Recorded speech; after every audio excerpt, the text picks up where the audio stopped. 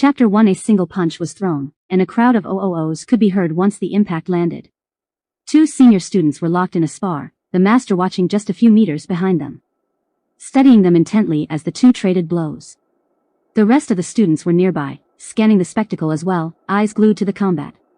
Another set of orbs were locked on as well, staring back at the action through the open space of the glass window on the door. The space was no bigger than a book.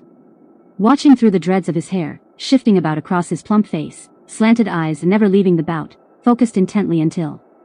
Briar, did you hear me? Meeting in the boiler room. And don't forget to bring your cart with you. An elderly creature barked out at him, a dog-like man at that, his long ears hanging down the side of his face, snout poking up as he glared out at the stocky young man. Briar was fat, but not the fat you'd think. Kind of had a farm boy's build. Big and strong. Round belly, broad shoulders, big arms and thighs. Really solid, like a brick wall. Every bit of his mass was placed where it needed to be. Like a giant hunk of marble, that with enough pressure, and skilled enough hands, could chisel out the perfect picture. Yeah, sorry got a little sidetracked. Hey boss, you think I can leave early tonight? First round of the Hall of Ice starts up today, and I don't want to miss it. My friend Shaun is fighting. The large man said, voice light, but masculine all the same. Dark trails of hair sat on the edge of his chin, and his zip-up jumpsuit could barely contain his form from inside. Muscles and mass protruding, but the dark colors made him look like a sleek big dark stack of meat. You finished the rooms down on the 3rd floor? Those floors need to be waxed. Grandmaster Song has instructed us to do so every night. And you forgot the night before. I don't want any more complaints. I know, I've been working on it. I actually did that first tonight, because I knew you'd say that. You know, 'cause I'm a genius and all. You can go check it out yourself right now, but please Donru, I really need to see this tonight. I can't miss it. He's my best friend, you know. And I may have bet some money on him. Briar said, laughing nervously, rubbing the back of his head as he kicked at a piece of paper resting by his foot. Typical, don't know why a good highborn lad would even want to be seen with the likes of you, but I digress. Look. Fine, but if that floor isn't waxed, you're fired. Donru stated, leaning against the wall. The sound of practiced forms echoing throughout the room next to them, battering against their eardrums with each stance taken, and kick thrown. Huh, okay, yeah don't worry, I'll turn my mop bucket in myself, wash it out and everything. Hopefully it'll catch all the tears falling from my face after I've lost my job that I love so much. The big oaf said sarcastically, rolling his eyes simultaneously. Dashing out of the doors after the meeting that felt like it lasted at least 2 lifetimes. As he blasted down the hall, he'd pass Master Leo. A scowling young man with a perfectly chiseled jaw and piercing eyes. Hair long and gold, tied neatly in a man bun. Despite his blonde hair, his dark facial hair was neatly placed all over his perfectly sculpted face. He watched the big oaf blast past him, running faster than he'd thought he'd been capable of. Master Leo turned, a scowl etched on his face as he made his way back down the hallway. It was clear that the stoic man was doused in a million thoughts. He wore the flowing water uniform perfectly. His blue martial combat attire hugged tightly to his form. Just like the rest of the students here, the uniform was sleeveless with a fish rushing up a waterfall on the back of it that blended perfectly with the river blue texture along his bottoms and top. Wristbands on his hands that were black as well, to match the black sash around his waist. Stepping back into a room with about 20 or so yellow and brown belts, he watches them do a series of forms in unison before he'd make a single OSS in front of them all, and they'd all stop on a dime. As he stared out at them, one of which stood out. A young lady who seemed out of place. She hesitated while she held her stance, looking as confused as ever as she takes a deep breath. Keon. Front and center. The master states, and the girl's face flushed. Uho, looks like Master spotted the weakest link again. Shut up, Sijo. Keon spat back at the red-haired boy who smiled with such a shit-eating grin. Sijo was a year younger than her, but he was already taller. His pale skin was dashed with little orange spots he'd call freckles, reddish-orange hair and deep green eyes. Keon took a deep breath and made her stride in front of the class. She wore a uniform similar to her master's, but all of the students sported white uniforms, and their sashes were the only thing colored on them. Her sleeveless arms were covered in bandages, with a bandage resting over her nose as well. Her skin was tanned like a lowborn's, with dark brown hair and deep light brown eyes. Freckles across her nose, and full lips. Due to her tan skin, she wasn't what most highborns would consider as the rightful standards for beauty, but she was. Yes, Master Leo, she says, taking a bow. He lifts his hand, gesturing to her to rise. Remind the class why I'm overseeing your class's studies this week again. The students began to snicker. They knew the answer already. Kian grimaced as she stood up, looking down at the floor as she spoke. Because our class failed the last advancement tests because of me. Pick your head up, and try saying it facing the rest of the class this time. She sighs, and turns around. Facing the rest of the class after Leo's orders. Taking a deep breath, she exhales again and speaks with her head held up high at all of those snickering and scowling faces. Because I caused my class to fail the advancement tests. She states again, glaring back at all of them as well. That's right, because you failed. When one apple goes bad, so does the rest of the batch. He states, pacing around her before he stops to face the rest of the class. I only failed because Sue, from class 5H, cheated. He used a technique outside of the school. It was from his family's school. If that was the case, maybe I should bring a crowbar since you're allowing people to use whatever the hell they want. Excuse me?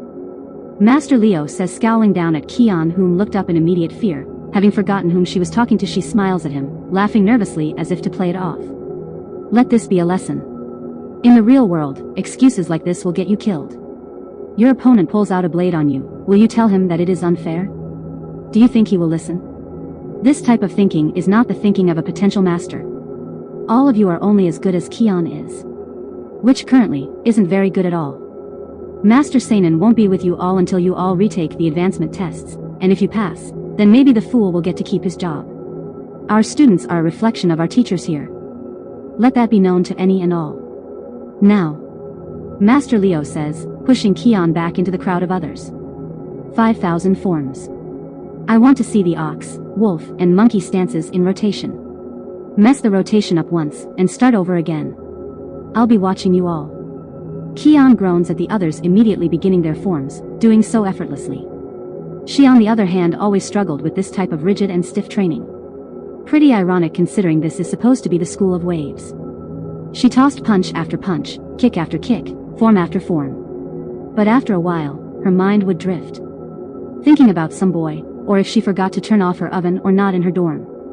Master Leo would pick up on this, calling her out every time her form wavered. His bellows could be heard outside of the door for the rest of the evening. The damned, continuous scolding, Briar rode into the city on his trusty amalgam, like the many others in the world. Bingo, stay on the road. He nagged at it as he watched hover cars fly over above his head once he'd made it to the city. A 35-minute trek, that would have taken about 10 minutes or so on a hover car. Bingo's usual habit would lead Briar taking detours. Its feline form looked more like a lion. But its mane was closer to that of a horse.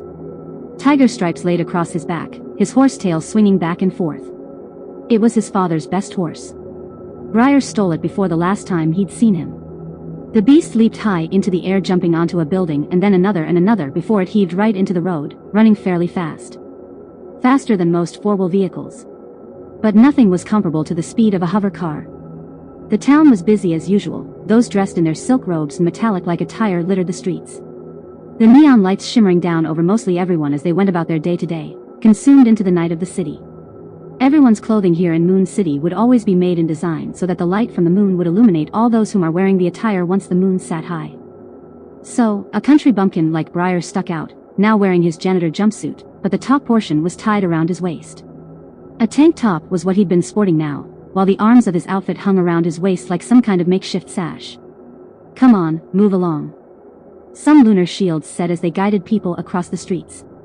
While another lunar shield interrogated some kind of local gangster in the neighborhood.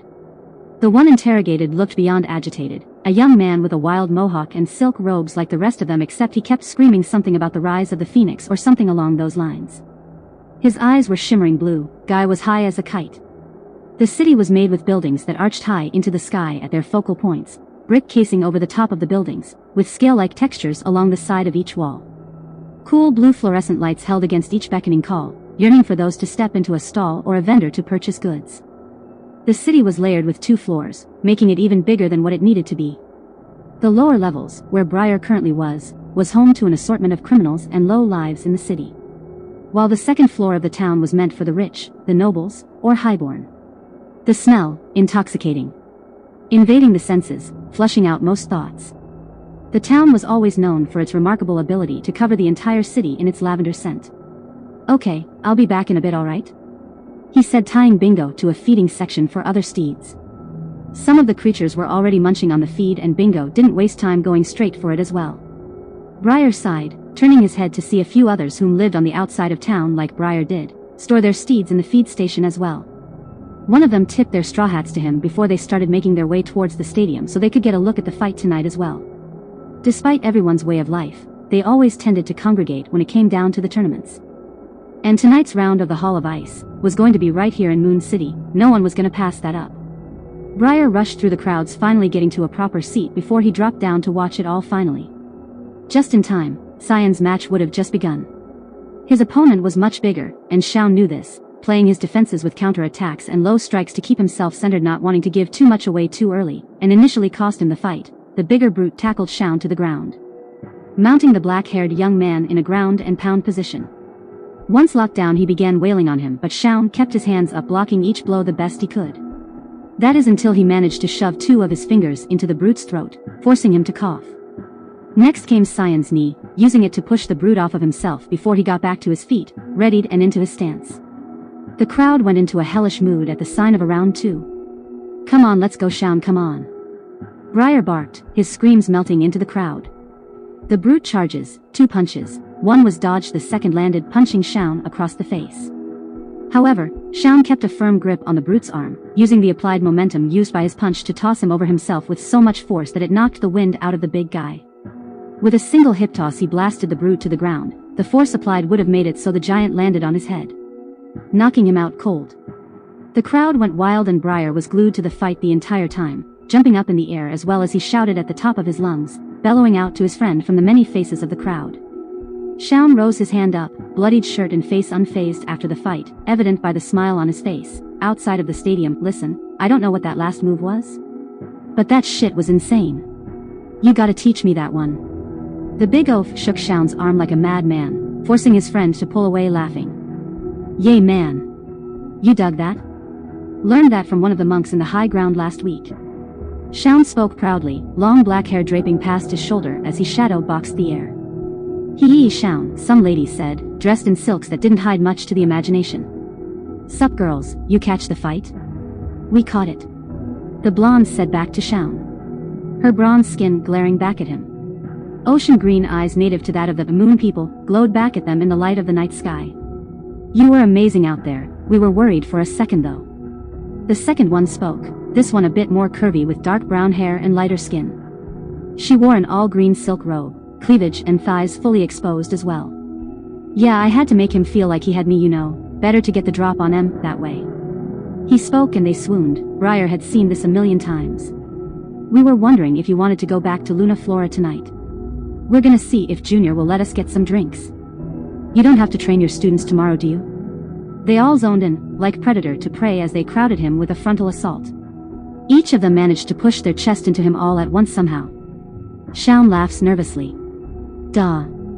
I mean, yeah, you're right, they do have off tomorrow. Hey, you guys know my friend Briar, right? Shit. Not this again. Briar thought to himself, and just like clockwork they all turned to him simultaneously, mouths twisted at the big oaf as he stood there in his janitor's attire, laughing while he rubbed at the back of his head nervously. A nervous tick. No. The blonde stated bluntly. It was a train wreck in real time. The others followed up with her disgusted glare. They wanted nothing to do with the big oaf. Well, think he can come wit, Briar would speak up, interrupting Xiao, in a sad attempt to save himself any further humiliation. Actually, I have a thing I need to get to and nah man, it's cool. Come on. These girls like to party, right? I just won my match tonight. I want all my fellas with me. You know, like a king does when they win a war, he gets all drunk with his knights and soldiers. Parties till the sun comes down and back up again. Xiao shouted to the heavens. You've been watching too many of those old Sun City movies again. Briar said, rubbing the back of his neck. Yeah, you're coming out tonight, or I'm telling them you cut work to watch a fight, fatso. He said jokingly, throwing a punch at his friend. Briar rubbed his arm, having let the strike hit him. He winced before laughing it off. Yeah, alright man. Only 'cause you said you'd snitch on me. And just like that, they made their way down into low ground, the lower-level slums of Moon City for what they considered to be a night out. The girls, however, weren't very fond of their portly tag-along, and would make it apparent at any chance given to them. Club Luna Flora. The sound of the music pounded deep into the depths of their ears. The three girls whom names were Koi, the blonde, dressed in red silks. Sparrow, with her dark hair, wore the green silks, her being the most curvaceous of the crew, and finally Batty. The one in the purple silks, her deep red hair bounced with each sway of her movements. Shaun had a tough time trying to keep up, but he managed to for the most part. And at some point he'd been dancing with people that weren't even a part of their opening entourage. Meanwhile, Briar kept the bar company as per usual. "Nights like this, at least you're always kind to me," he said jokingly before he grabbed hold of his glass, turning the drink back with a hard swallow. Wasn't long his concentration was broken as Shaun hopped down in the seat next to his best friend. His shirt ripped up from his escapades on the dance floor, and guessing from his intoxicating laughter the night was just now starting to begin for him. "Say man, why don't you come out and get a dance?" "Yeah, let's say I did but I didn't." "Hey listen, quick question. Can you be real with me here for a second? I've been thinking this over all day." The big oaf says, tapping at the rim of his cup. "Sure," Shaun says with a shrug. "All right. So, remember when we were kids and your dad used to let me practice at his training gym with you guys? Even though I was lowborn, I mean that is until he got in trouble by it from the Red Hand, but you know, yeah, I remember. Briar, get to the point." "Man, you're an asshole. Listen. I don't know if this is gonna sound kind of crazy or whatever, but I've been giving it some thought and you know. You think it'd ever be possible for a lowborn to open his own school someday?" PFFTTT, Shaun couldn't contain his drink as he spat it out. All over the bartender, who glared back at him with an expression that looked as though he'd been trying to stop his heart with his stare. "You're kidding, right?" Shaun said, wheezing. "Aw man, okay. That's a good one. You really got me." "Okay, seriously what's, oh wait, you're serious?" Shaun blinked a few times, looking at Briar's stone-cold expression etched over his visage. "Yeah bro, I'm damn serious. Beyond serious. I've been thinking about this for a long time now. Look, man. I know how much you love the martial arts. Ever since we were kids you've been that way. But to start your own school, as a lowborn? It's just unheard of. The Council of Hands won't let you do this. Who says anything about going to them? I was thinking, I don't know. Maybe I could do this somewhere no one would know about. For you know, people like me. For fat dudes. No, for people who just can't get it right." Briar said, taking a swig of his drink. Eyes dead set and focused on his friend. "Get what right?" Shaun said over the pounding music. "You know what man, everything, life, all of this. I want a place where people like me are told by someone that we can achieve more than just washing floors for a living. All because your mother and father weren't some great warriors, or something along those lines." "Yeah. Maybe." Shaun's long hair drifted over his shoulders as he shuffled in his seat. "You don't even have a style to teach Briar. Look man, we're 27 years old this year. And you don't have a single bit of martial combat training. What you gonna do, teach the kids to wax floors? Wipe down, and wipe off, kinda training is that?" Shaun said. I don't know." Briar said once his friend laid the reality of it all on him. He knew he'd say something like this. Briar's shoulders dropped, staring at his cup with a gloom-filled eye. "Briar." Shaun hesitated. No man, it's cool, you were just being honest with me. I can't knock that, right?" "Haha." Briar said, smiling back at him. But his heart was twisted up in a knot. Yeah. Beside man. If I win, you win. When I become the next Red Hand, I'm gonna get you a real job, where you don't gotta scrub floors all day. It'll be me and you, on top of the world." Shaun said, smoking his cigar, blowing it out of his nose. His beautiful face looked like it had never been punched in its life. And yet it did. Quite often. You could be the head cleaner, or maybe in charge of security, right? Get to sit around all day and you could come over and play K-City Rumble with me in my office whenever we wanted. Briar smiled again, closing his eyes and taking another long swig of his drink. "Yeah man. I can't wait," his voice spills out with a low rumble. The beat of the night raving music pummeling the inside of his ears. "Keon. Come on before the bouncer notices that it was my cousin Betrude on your ID and not you," another young lady says, pulling Keon into the booming club. Keon was begrudgingly yanked along, her face twisted into a pout as she pulled further into this neon hell. How many times do I have to tell you, Javi? I hate going to these things. Why do we even do it? We just get hit on by creeps and end up going home. Keon says, running her fingers down her face in frustration. 2 shellbear splashes, please. Javi states, a smile on her face. Her hair was short, dark purple with heavy shades of black cascaded over and under her eyes. Her and Keon both were in what Moon City would consider lowborn street attire, but they looked flashier than any highborn would. I guess that makes sense, they'd have the money to look the part of a lowborn, being a highborn. And all's the bartender cocked a brow? Looking at her and then the drinks. Let me see some ID from you and your friend. Oh yeah. No problem. Javi says, passing their IDs over to the bartender, who looked down at them, and then looked back at them with a scowl. 50 gold slates, each. Each. Sign says 10 slates a drink. Javi barked back, teeth gritted. The bartender wasn't fazed by her agitation, that much was clear. That's the starting price for folks with fake IDs. Maybe we oughta ask the Shields if you guys are getting set with a fair price? Alright, look, no problem. Relax, Javi. 50 gold slates each? No problem. Keon gives the man 100 gold slacks in the form of a small rectangular-shaped placard. Glad we could come to an agreement. The man says, pouring them the alcoholic beverage, sharing amongst each other. They didn't even get it down to a fraction of its contents. What is this stuff? Javi said, giving the cup back to the bartender, who'd been laughing his ass off right about now. Stick to juice, kid. Keon was shuddering as well, spitting it out. He passed their money back to them, having thought they'd learned their lesson. The two moved past the bar, making their way to a few seats down from a certain martial arts master whom currently had more than enough eyes on him as of the moment. So, what's the deal with you and Sijo? Guy's constantly pinning at you. Everything you do he has something to say. Tell me about it. Would you believe me if I told you I think he's like into me or something? Shut the fuck up. Well, no, actually I can see that, right? Honestly, he needs to grow up. I'm not even remotely interested in someone who still thinks it's cool to spit on every lowborn they see. Keon states, staring off at the dancing crowd in front of them.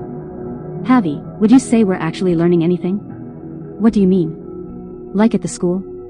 Yeah, the fuck else could I be talking about? Well, smartass mouth like that, I'd say you're learning a lot. But no, honestly. Not really. Feels like, kinda rudimentary. I guess just ride it out, get your black belt or put in the time, and get a job as an accountant somewhere so you don't ever have to throw a punch again. Thing is, I do want to learn martial arts. Keon says, staring at her soft drink. But not if it means I have to kiss someone's ass, to hell with that. Okay. Well, sorry to break it to you, but that's the way it is. Javi says back, leaned back in her seat as she took a drag from her cigarette. I'm just starting to think you may have a problem with authority or something. Please don't say stuff like that, you're starting to sound like my mother. Hey, I'm just saying. Maybe lighten up.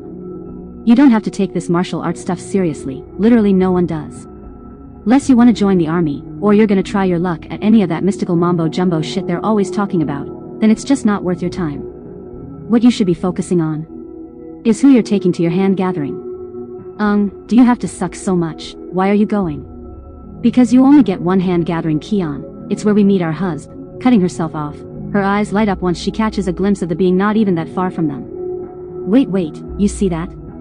Javi says, leaning over her seat, legs kicking about as she squealed in sheer glee. Barely able to contain herself. It's Shaun. You're fucking with me. Keon turned to see what her friend was eyeing, and there he was. Long black hair, bronze skin, cool slanted eyes. He sat next to a bigger man, whom seemed a bit down in the dumps. Her eyes slanted upon realization once she'd trained her sights on the bigger fellow. Wait, isn't that the janitor from school? Keon points Briar out. You know. I think it is.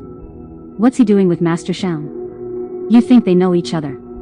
Keon squinted her eyes, listening in the best she could. Her eyes go white and she tries to listen in on the conversation. Catching the tail end of it, her eyes revert back to normal. Thought you said you didn't like using the whisper. I don't, but... well, it helps sometimes. Keon retorts, watching the duo from afar as people pass them by. Neon lights shimmering down overhead. Despite how dark it had been inside, she could see those two clear as day. The moving and dancing bodies gliding across one another all through the dance floor would act as moving shadows blazing by the duo. causing their image to flicker like a flame with each passing denizen. Well, did you hear anything? Javi asks, getting impatient. Nah, just something about how when he becomes Red Hand he'll give Em a job. Now I know who that is. That's the janitor who's always getting chewed out by Mr. Donro. Guy seems kinda like a pushover. But he seems to know Master Shaun. Keon puts the pieces together rather quickly. Oh. Let's get him to set up a meeting with us and Master Shaun. Ah. Maybe we can get him to take some pictures with us. We could upload them to our hologram accounts. She says eagerly. Bet that'd set Master Leo to a boil. Bet he won't try to embarrass you again. One of his students hugged up with a master from another school. It's the perfect revenge. Plus. Come on. It's Shaun. She says his name with a dreamy sigh, leaning over the edge of the seat while she bit down on her bottom lip.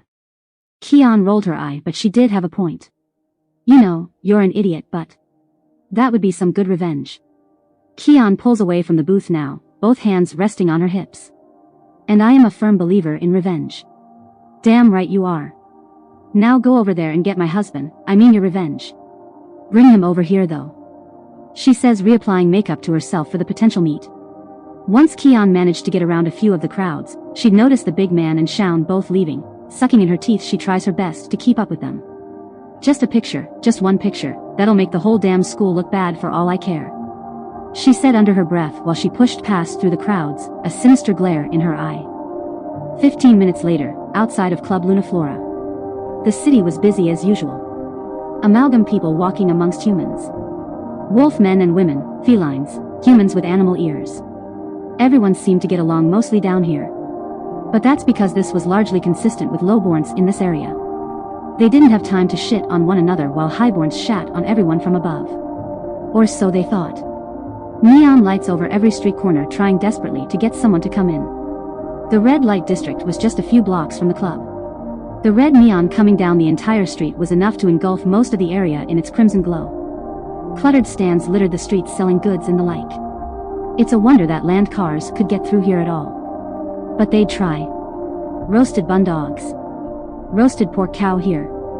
The vendor bellowed as he called forth passerbyers to his place of business. Neon lights stinging down on them from above. The streets were littered with people. I'll take 2 of the pork cows please, said Briar, smiling from ear to ear as he waved at him. The vendor's eyes lit up. Oh yes, here we go. Briar, it's been some time. I can never forget that smile. You should come to the city more. I had to ditch work today just to get the time to. The oaf says, rubbing the back of his head, laughing nervously. Well, it's always nice to see you. The vendor says, handing him the roasted pork cow. Make sure to keep safe, things have been getting rather strange around lately. Stop eating for a second. Check this out. Shaun said, flopping to the floor. Only to do a fancy spin from a sitting position, spinning until his twisting form would stop on a dime in the form of a punch. As he did this, the wind dashed around him, causing what felt like a light tornado rushing by them. Like that? It's a new technique I'm working on. It's called the Rising Lunar Strike. You definitely just came up with that name on the spot, I'm sure. But no, that's actually really cool. Bet it took you a while to get the hang of that one. Think it's cool to go showboating that out here though? Might have rivals sitting around ready to map a game plan out on you, and you're giving out samples at this point. Hey, check it out. Shaun cut him off in addition to ignoring that last statement of his entirely. You see that? Shaun whispered loudly, pointing down an alley towards what looked to be some gangsters and a young man. The gangsters wore silks too, however the silks would show off their chests and arms, making it easier for people passing them to see that their bodies were littered with tattoos. They sported long black hair, much like Shaun did, something he got flack for due to the appearance relation, but he didn't care. That's one of my students. Vaker. I knew he'd been hanging out with the Lowtown Dragons. Told him to stay away from those guys. They're nothing but trouble. He couldn't stand it, the mere sight of his student with those men forced him to spark a cigar, his silk robe hanging off of his shoulders exposing his open chest. Hands stuffed deep in his jade green pants. The Lowtown Dragons are a gang living in the poor district of Moon City. They are known for extortion and drug peddling. And are a constant thorn in the Moon City's Red Hand's side. Despite Moon City being one of the richest cities in the world, they still have those whom are poor and live in the slums. Still, they are better off than those whom live on the outside of the city, where they can be raided by bandits and the like. The kid looked kinda scared. We had a kid like that at Grandmaster Song's school, but he had the boy removed for being troublesome. I thought it was a bit of an extreme. Briar said, munching on his roasted dish. Yeah, all of those immortal old bastards are the same. Don't expect sympathy from any of those guys. Most of them don't even feel like real folks anymore. Shaun blew smoke from his nose, turning his gaze to Briar with a glint in his eye. Help me bring him home. Excuse me, what? Briar almost choked as he leaned over to cough up his food at the request. You heard me, gonna teach those bastards a lesson. You know they must be making him peddle Moonbloom. If he gets caught, it'll be shit in my cereal later. The martial arts master ashes his cigar and signals his friend behind him. Come on, what was that talk about being a master?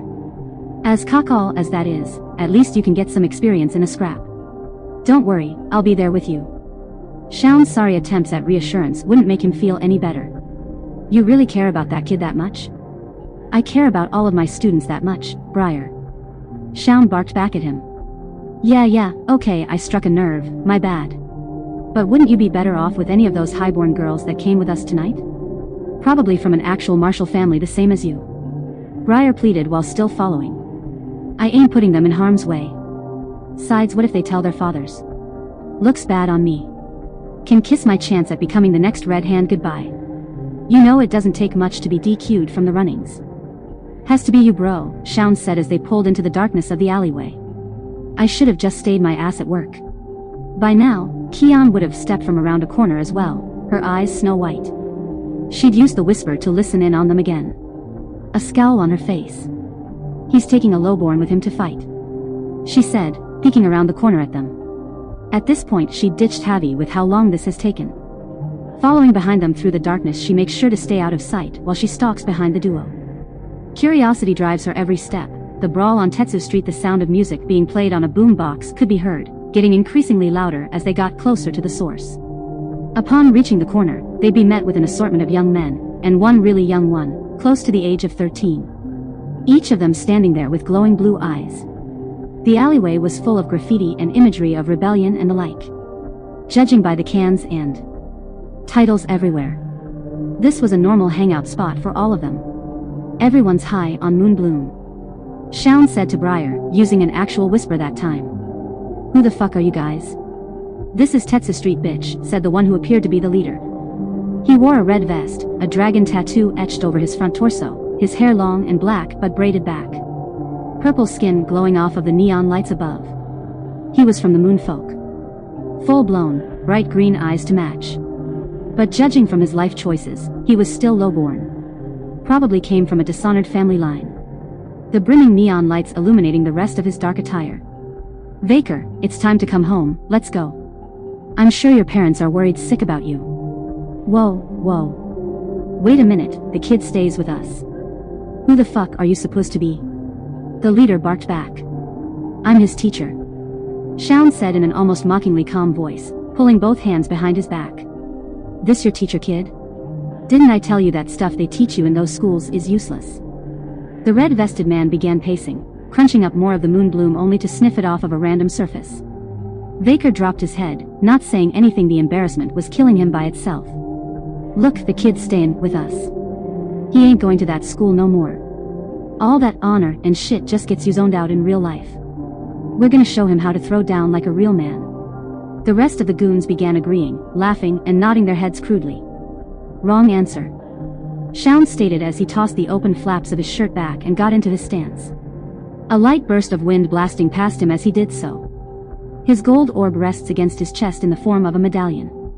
The goons stopped smiling, each of them glaring at him before they got into stances as well. You gonna use that on us? One of the goons asked as he and the others began circling Shaun and Briar. Give us the boy, the long-haired master demanded with the chill of an iceberg. Vaker was scared now, backing into the wall as he began to panic. My student isn't about to become a cash cow for you and your friends, using his money to get high with. By the gods, Briar said with a scowl as he swallowed his fear and gripped hold of his pipe. The leader bursted out laughing. Oh please, don't come here acting like you care. Everyone knows you highborn scholarly types are just in it for the money. This kid's just another check to you and yours. He says with a devilish smile plastered over his face. Don't speak nor act like you know me. The kid's coming back with me, and I don't care if I have to put every one of you in the ground to do it. Shaun said as his arms would coat themselves in a metallic gold-like substance, shining against the neon lights as he got into his stance. Briar stood next to him, a scowl on his face as he gripped hold of the pipe with both hands, teeth gritted. Fuck it. He shouted, and just like that they'd broken into a brawl. Like two street gangs going to war, the gang of two fought valiantly against the crew of 8. The leader of the dragons slashed at Shaun with a curved scimitar, but the martial master would counter each sword swipe with his golden hands. The clang of metallic flesh and metal swords would create sweet music in the tight spaces alley. Briar was tackled by a much bigger man, muscles barely able to keep the thug's clothes on. It was clear Briar was outmatched in muscle mass, but the brutes would still manage to lock themselves in a test of strength. The goon punches Briar in his big belly twice, causing the brute to stagger on his knee. Got you, big boy, the brute says as he pulls backwards, doing a Solaria suplex, smashing Briar right through a table, causing the wooden furniture to cave under the big man's weight, nearly knocking the wind out of him. Meanwhile, Shaun kicks the leader into the wall, forcing his back to bounce against it. The man's braids become undone as he stands there dazed from the strike to his jaw. Just then one of the dragon's goons leaps forward. He slashed at Shaun with his own curved sword, held in his right hand. But the master slammed the back of his own wrist into his opponent's attacking hand, forcing it to fold. The blade soon fell from his attacker's grip, but before it could even hit the ground, Shaun released a series of 25 punches into the man's chest with his golden hands, pummeling him to no end. Doing so in what appeared to be 2 seconds. Each punch would make his golden arms pulse and soon after, glow with orange energy. Each strike bursting with energy that left burn marks from every impact they'd received. Briar is back on his feet spitting out blood, but he's not out yet. The brute rolls his shoulders as he gets into his stance again, smirking at Briar. Briar charges and the brute kicks him in the chest, knocking his big body through a room as he sent him crashing through a door. Briar doesn't fall, however, using his right hand to catch his slide. Still standing, he charges again, a big mistake. Big dummy. That's all you're gonna do, the big blonde-haired brute said, making reference to Briar charging into him over and over. With every word left from the brute's lips was a well-landed punch, boxing Briar up with swift crushing strikes that would see him dazed, the room spinning from each pulverizing punch. Briar catches one of his punches and manages to get a good uppercut in himself, followed up with a right hook that left the goon spitting once Briar tossed in a left straight in the mix that connected right into the goon's jaw. Where did you learn to fight? Your form's shit, the brute taunted. However, he wouldn't give Briar a chance to respond as the blonde-haired warrior would waste no time to retaliate. An elbow to the top of the head, a punch to the throat and a chop in the ear later, and Briar was right back to getting the shit beat out of him. The last strike was a headbutt, then a roundhouse kick to the face, knocking the oaf into the wall. This time he did fall, his big body slumping against the wall. A dust mop fell right in his lap as his butt hit the floor. He looks down at it, then up at his attacker with his battered and bruised face. You're marked like us. You're fighting with that highborn uppity piece of shit. There's no hope for you, the brute says, picking up Briar's lead pipe he'd brought initially to the fight. The goon lifted the pole, ready to deal the finishing blow. As he brought the pipe down, Briar used the broom to scoop him up, jerking his attacker's ankle to the left in the process, forcing him to stumble just enough mid-attack that he'd fall into the sitting Briar. The pipe landed against Briar's shoulder as a result, but he took that, better than his face after all. But this was all for the trade-off of landing a decisive blow into the goon's stomach right into his liver. As the goon had been falling, Briar would have been rising, managing to once on one knee, launch a straight punch right into the goon's gut as he'd been falling into Briar. The momentum plus the strike itself would leave the brute vomiting before he'd soon pass out. Briar panted, his face a mess. He sat there for a moment looking at the muscle-bound giant he'd just barely survived against. But he couldn't help but notice the fire burning in his chest. The thrill of a battle. He stumbles up and out of the rundown building, holding onto his bloodied side as he watches Shaun, who barely had a scratch on him, dance around the low-toned dragons, mercilessly beating them. Blood would explode from their faces with each punch or kick, knocking them through and into walls. He'd even choke-slammed a guy through a metal bench. All that was left was the leader now, having pulled out what appeared to be a makeshift bomb. He holds it above his head. Stop. God's curse, you stop, the leader said, hair messy and wet with blood, his and his friends. Take the fucking kid. Take him. But so help me if you hit me again, he said, wincing in pain. You. You could have knocked us out a long time ago. But you're playing with us. I see that now. As he stated this, he'd look about at the broken bodies of his friends. The runt means that much to you, then take him. But he'd better not show his face around here again. The leader said to Vaker, who looked more terrified at the gangster than of his own master, whom dismantled them with ease. The goons missed and groaned, some sleeping, some simply broken. Brains more than likely never to repair itself. Briar knew this look. Masters would display this show of skill on lowborns all the time. It's not death, they thought. They'd simply and quite literally beat the senses out their opponents, rendering them brain dead essentially. Briar saw them slumped over, and it made him extremely remorseful of them. Come, Vaker, Shaun said, calling him over. Vaker stumbled ahead, walking towards his teacher's side, keeping his head down the whole time. Shaun begins to leave. Have this area cleaned up. I'll let the Red Hand know of a disturbance in the area here in about 15 minutes. Better run fast, Shaun said to them with his back turned. The leader sucked in his teeth as he lifted up his broken men and woke up the ones able enough to do the same, all of them fleeing from the area. Briar, are you alright? Shaun said, looking him over, scowl on his face. His battle mode hadn't left him yet. Yeah, just a little banged up, Briar said, watching them run away. You should get back home. Take one of these, battle healing stim. All the pros take them after fights. Should work for you too, Shaun said, placing a hand on his shoulder. Having called his ride via his watch a second ago, a black hover limo pulls up to pick up the master and student. Thanks for tonight. No matter what anyone says, Briar, lowborn or not, you'll always be a warrior to me. And with that, they'd both leave, drifting off into the busy nightlife that is Moon City. Briar stood there watching them, one of his eyes closed, but not because he'd wanted it to be. He sighs before tossing Shaun's pill to the ground. Limping his way back to his steed Bingo, he was the last creature at the stables, waiting patiently to leave. Let's go home, buddy. Hopping onto his steed, they make a slow trot through and out of the city, the moon weighing high above their heads. I don't want to go to work tomorrow. Keon comes slinking out of the shadows, having watched the ordeal in shock. But not of Master Shaun. He used a martial technique? She said once they were good and far away. The lunar shields weren't too far off after hearing the commotion. With not much time left, she takes her leave as well, running off into the night. Chapter 2. The alarm screams, blaring out to wake the oaf right out of his sleep for yet another day of, you guessed it, cleaning. He looks around his room, if you could even call it that. The entire apartment was his room actually. His bed rested in the back left corner of the space, next to a shelf and some books. A window right next to that, blaring out the intrusive sun's rays through his blinds. He gets up, stumbling over his couch as he reaches over to turn on his TV. The image showed last night's Hall of Ice battles. Cyan's round as well, his fight being the last highlight of the night.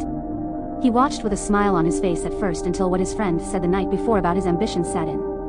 He groaned at the notion of him being stuck cleaning floors for the rest of his days.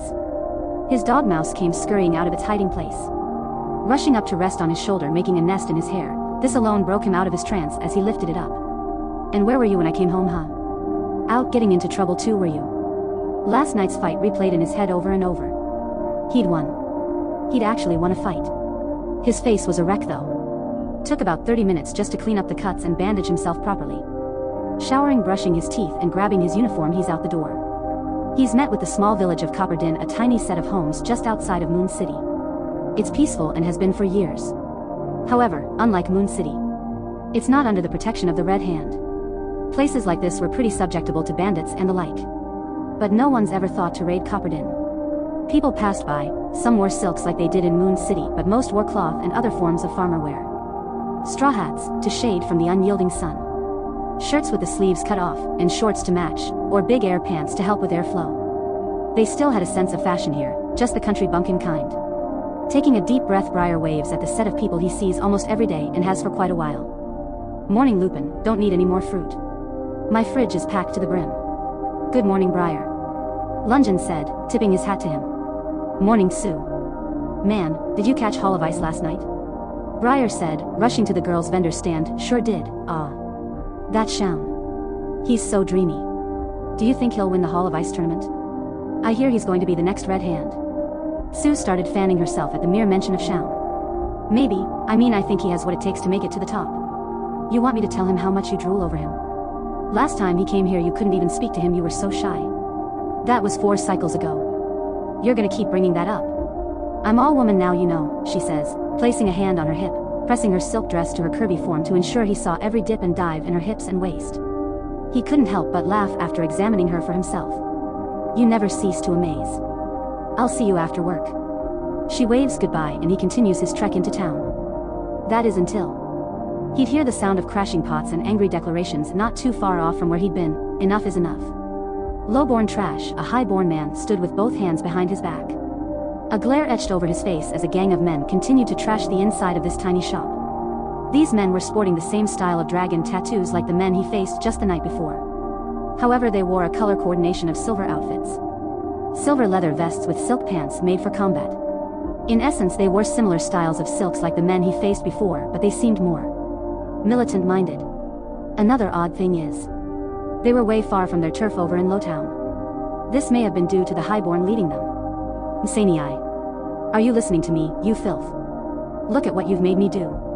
Resort to hiring the local youth to help make sure you get the message. Msanii was struck across the face by one of the goons, forcing him to fall to his knee. Tisk, tsk. The highborn states dropping down to get into the man's face.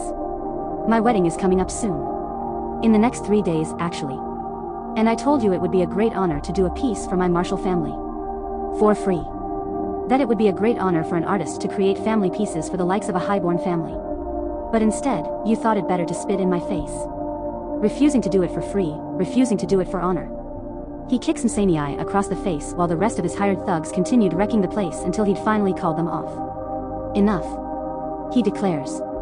I, Sir Guston Hillbagger.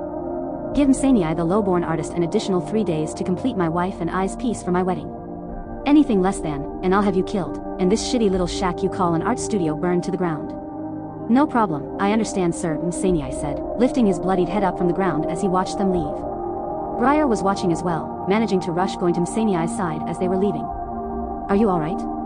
Briar said as he leaned down to tend to the artist.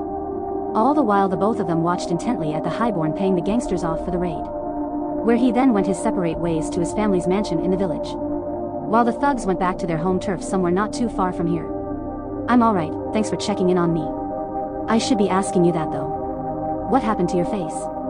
You look like you got in a fight with the hood of a hovercar. Briar laughed, helping him up and shaking his head. Wouldn't believe me if I told you. Better question. What's the Hillbagger family runt doing here with Lowtown Dragons? Those guys aren't Lowtown Dragons, Msanii interjected. They're like a subsidiary group. They call themselves the Iron Raiders. You probably haven't had any run-ins with them because you work all day until night. But they've been coming here for the past 3 months. Getting extortion money from the shopkeepers. They're in good with the town nobles. The Hillbaggers basically let them run rampant so long as they get a cut. Msanii says, dusting himself off. Thought you were gonna give this shop up once your parents passed away. Briar tried to sound serious, but he couldn't help but feel some remorse knowing that Msanii was forced to deal with this type of bullying. And the rest of the friends he'd passed on the way here more than likely had to deal with this injustice as well. He'd been picking up various broken art projects off the floor, setting them about where he thought they were supposed to go. Yeah, well. Responsibility has a fine way to warp all sense of one's reality. I wanted to be a famous artist in one of the 3 great cities, making art for nobles and the like. Create my own book, illustrated with all my art pieces. Use it to become highborn myself, maybe get a highborn wife, live a real highborn kind of life. But no, cynical as ever. He'd been this way for as long as Briar knew him. Shaun began wrapping some cloth around one of his bleeding hands. His happy smile he'd kept throughout the entire ordeal melting away the moment he'd said the final words of his sentence. After a while, you know. Kind of feel like you ought to give those what's coming to what they're owed. Msanii dread swayed much like Briar's did. Though his long hair rested down his back and around his shoulders like a lion's mane. He was youthful in the face with a speckle of beard on his chin and jawline. Both of his eyes were green though. One of his parents was of the moonfolk. That's for sure. Briar always noticed this fact about his artistic friend, but it didn't seem important considering he was still living out here, very poor like the rest of them. Pushing the thought aside, he'd continue helping as the oaf began carrying a rather large box of broken items into the basement, approaching the door for it when Msanii would stop him. He'd grabbed hold of Briar's shoulder with the strength of 10 men. And listen, Briar had known Msanii for some time. And he didn't have the strength of 10 men. No, it's fine. Don't go down there. Big, art project I'm working on. Don't want anyone to see it yet. Briar stood stunned at this apparent strength, and when noticed under Msaniai's baggy clothes his arms looked more toned. How long has it been since he'd seen him last? Couldn't have been that long. Sure thing bro. Hey, you got the rest of this right? I'm gonna try to get down to the stables so I can get to work on time. I really think you should call this in to the Red Hand. Maybe he'll do what? Msaniai retorted back like rapid fire. We'd have a better shot at the fucking High King coming down here to see or do something about it. He says, taking a drag of his pipe, blowing the smoke out of his nose. But yeah, you've done enough. It's fine really. I'll see you later. Be safe out there. Msaniai said, smiling from ear to ear as he waved goodbye to the big oaf. Briar left Msaniai to his devices. Looking back at the shop door once more as he allowed what his childhood friend said to sit in the stew pot of his mind. Giving up on your dreams for what's in front of you when you're awake is a feeling I know all too well. Briar thought to himself as he made his way down to the stables once more. Before long, he'd made it to the stables, pulling out his buddy Bingo. The feline-like creature purred at him before doing a light trot in excitement. Briar tugged at his reins and pulled him along, smiling at his trusty steed, and feeding him. Good morning to you too. He gestured to him while they made their way out of the public barn. I told you already, you won't get a raise, you have no skills, no martial family and you are a lowborn. Blame the ties of your family for your misfortune. So I'll say this again. You can't be an accountant, an assistant, or secretary. Laundry duty and bussing tables is what you do.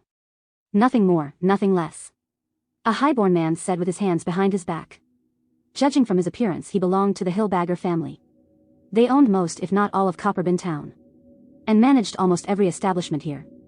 They gave the lowborns work sure enough, but Briar sometimes wondered if their tyrannical rule was worth it all. He strained his eyes on the girl the highborn seemed to have his venomous attention on. Once he'd realized who his eyes were as wide as the moon itself. Batty? He said to her. The red-haired girl from the night before. She locked eyes with Briar and her jaw dropped. Shit. She said, giving in to defeat right away. Her shoulders dropped. She'd been a bit more slender than her two associates. And with her being lowborn kind of made sense now. She didn't have her beautiful purple silks on today. Instead she wore an apron and thick cloth pants. A bandana overhead, and without a single slip of makeup on her face. Briar still found her awe-striking. Wait, but you were with those other highborn girls. They're okay with spending time with you? Man, I have to give them more credit than I did originally. Oh, so you are a snarky asshole after all. She blasted back at him. Guess the jolly fat man routine is just a faced huh? She retorted back, already annoyed with his response. For your information. They don't know. Neither of them. I make enough money doing what I do here, and other activities on the side. I can buy nice dresses and get my hair done just like anyone else. I'm a living testament that there is no real difference from high to lowborn. All that separates us is, she says looking him up and down. Class.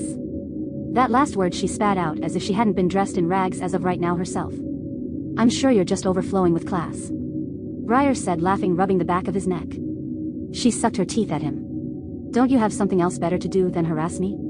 Don't you have to wash floors over at Master Song School? You know where I work? Briar says surprised. I knew who you were before Shaun even introduced us. Hard to miss someone as big as you, especially when we live in the same village. I just need to know. How are you fooling them so easily? They've never once thought to, look into your credentials. Briar said back to her. No one does, so long as you look the part. And you can hide your mark. She says, taking Briar's wrist, twisting it around to see it. A strange-looking conjunction of lines on his wrist. She looked it over and then gave him a small piece of makeup. Matching his skin tone. It's a wonder she even had something like this on hand already. You can have this in case you want to know what I'm talking about. Don't say I never did anything for you. This is so you don't go getting any bright ideas, and telling people that I'm actually low-born trash like the rest of you. She says, locking eyes with the oaf. She shook her head, moving his dreads out of his face so she could see his big brown eyes staring back at her. And stop wearing your hair over your face all the time like this, was like this last night too. And did you get into a fight or something? She says, tapping at the bandages on his cheeks and nose. Forcing him to wince backwards in pain. Don't worry about it. I gotta get going. Listen, I won't say anything. But I don't know. Maybe try going at it just being yourself. Wouldn't they appreciate that more? Briar said, hopping onto Bingo's back. What world do you live in? She retorted back to him. We walk outside of houses every day, and we put on a face to deal with the world. What makes my face any less genuine than yours? I'm supposed to believe that your whole happy jolly fat man thing is how you really feel? Briar turned to her now, scowling. Struck a nerve, did I? Maybe I did. But the part of you that just got angry with me is not the face that you show on a day-to-day. Your mask that you wear is simply your method of dealing with it all. Learn to understand someone's masks before you go judging it, she said to him while she went inside of her place of work, getting yelled at the moment she went back inside. Briar thought it over, his mind mulling over the very concept she'd introduced to him. "Yeah," he said, signaling Bingo to move. The beast began its light trot into Hightown, going straight to his place of work, HUAH. The sound of 200 students shouting in unison would echo out from the training grounds. They were being trained by one of the brown belts or steady hand rank. They're usually tasked with training the white-yellow belts. After that, they're skilled enough to start training with actual masters within the school. Briar watched from a distance as he'd been sweeping down the halls, trying diligently to not leave any mistakes behind so he couldn't be called out for it later. He'd been having the hardest time focusing though. "Learn a mask before you judge it," he kept muttering to himself. She'd struck a chord with him. He'd watched one of the masters of the school get surrounded by all of his students. He then instructed them all to attack him. He opened himself in an extended form, making his limbs nimble and focused on countering them, using their own momentum as he tossed and threw them around and into each other rather than attacking them. Watching this spectacle, he would attempt some of the foot movements himself, getting lost in the flow of it all. After an hour or so, he'd incorporated the foot movements into his sweeping, and used the broom as his makeshift person to toss around while he swept the floors.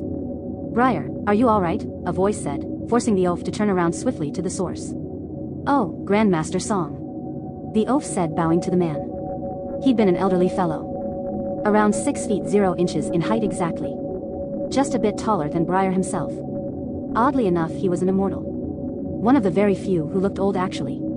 He had long white hair that rested past his back, with a thick white beard to match.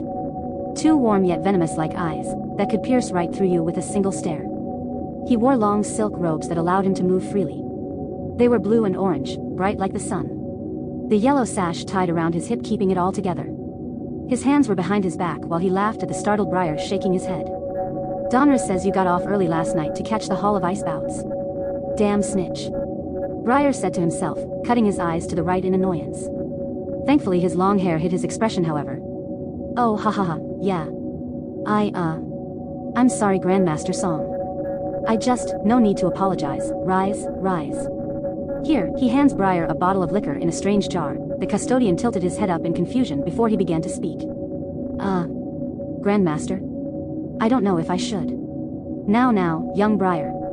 If you do not loosen the form every now and then, the spirit will be forever rigid, like the mountains that rest up high, splitting the heavens. This is for all the complaints I know how tough this job can be. A thank you from you to me," the kindly old soul states as he begins walking down the outdoor hallways. The portion they were in right now was littered with greenery. Trees that dropped orange petals that covered the school grounds. Their feet passed through cobblestone flooring while the duo made sure to continue their trek further into the school, away from the busy classrooms. "I understand you are friends with Master Shaun. That's why you skipped work last night, yes?" Briar looked over at the Grandmaster as he asked this. Hesitant, he took his time responding when, "I know of you two's history. It's not common to see friendships last through adulthood, especially between one that is of low and highborns. You don't disapprove of our friendship, Grandmaster?" "No, not at all. Master Shaun will need friends like you to help him stay grounded in terms of his duty, if he ever truly wishes to become the next Red Hand. He will need to know the plights and troubles of those whom will be beneath him," Grandmaster Song states as he takes a drag of his pipe. The kind old man laughed at the mere mention of it. "You'd consider him a contestant? What of your son, Master Leo? I've seen him fight. He's like a demon." "Yes, my son fights with the fury of a deranged bull ape," he said, letting that linger for a bit before he spoke again. "He almost fights as well as his siblings that we lost during the War of Stones," the elderly man said, letting his mind slink back to those days. "But Master Leo lacks the patience, I think, to win a bout with the likes of Master Shaun. If I am not mistaken, he is the last known practitioner of the School of Flying Knuckles. He has retainers and students and even brown belts under him for sure. But he is the last remaining warrior tied to that style by blood. A lot weighs on him to win," the Grandmaster said once they reached a cliff clearing. From here they could see all of Moon City. Hover cars zooming by, neon-colored advertisements beckoning them from a distance. Grandmaster, it seems like you almost want Shaun to win. I can only imagine that breaking Master Leo's heart if he knew. Briar took a single swig of the drink and almost threw up. I do not wish for the downfall of my son, young Briar. What I want, however, is for my son to understand the weight of his choices. He represents me and our family line in that ring. I think Shaun will prove a proper test for him. Win or lose. The old man said, smiling positively.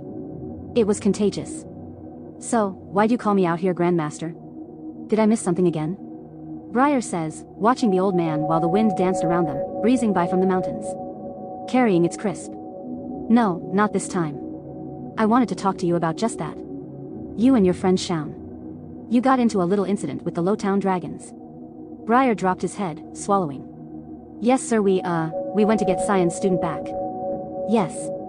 There is no law against fighting. High and lowborn must fight to survive. However, my associates inform me that you used a rather keen technique during your fight with that large brute.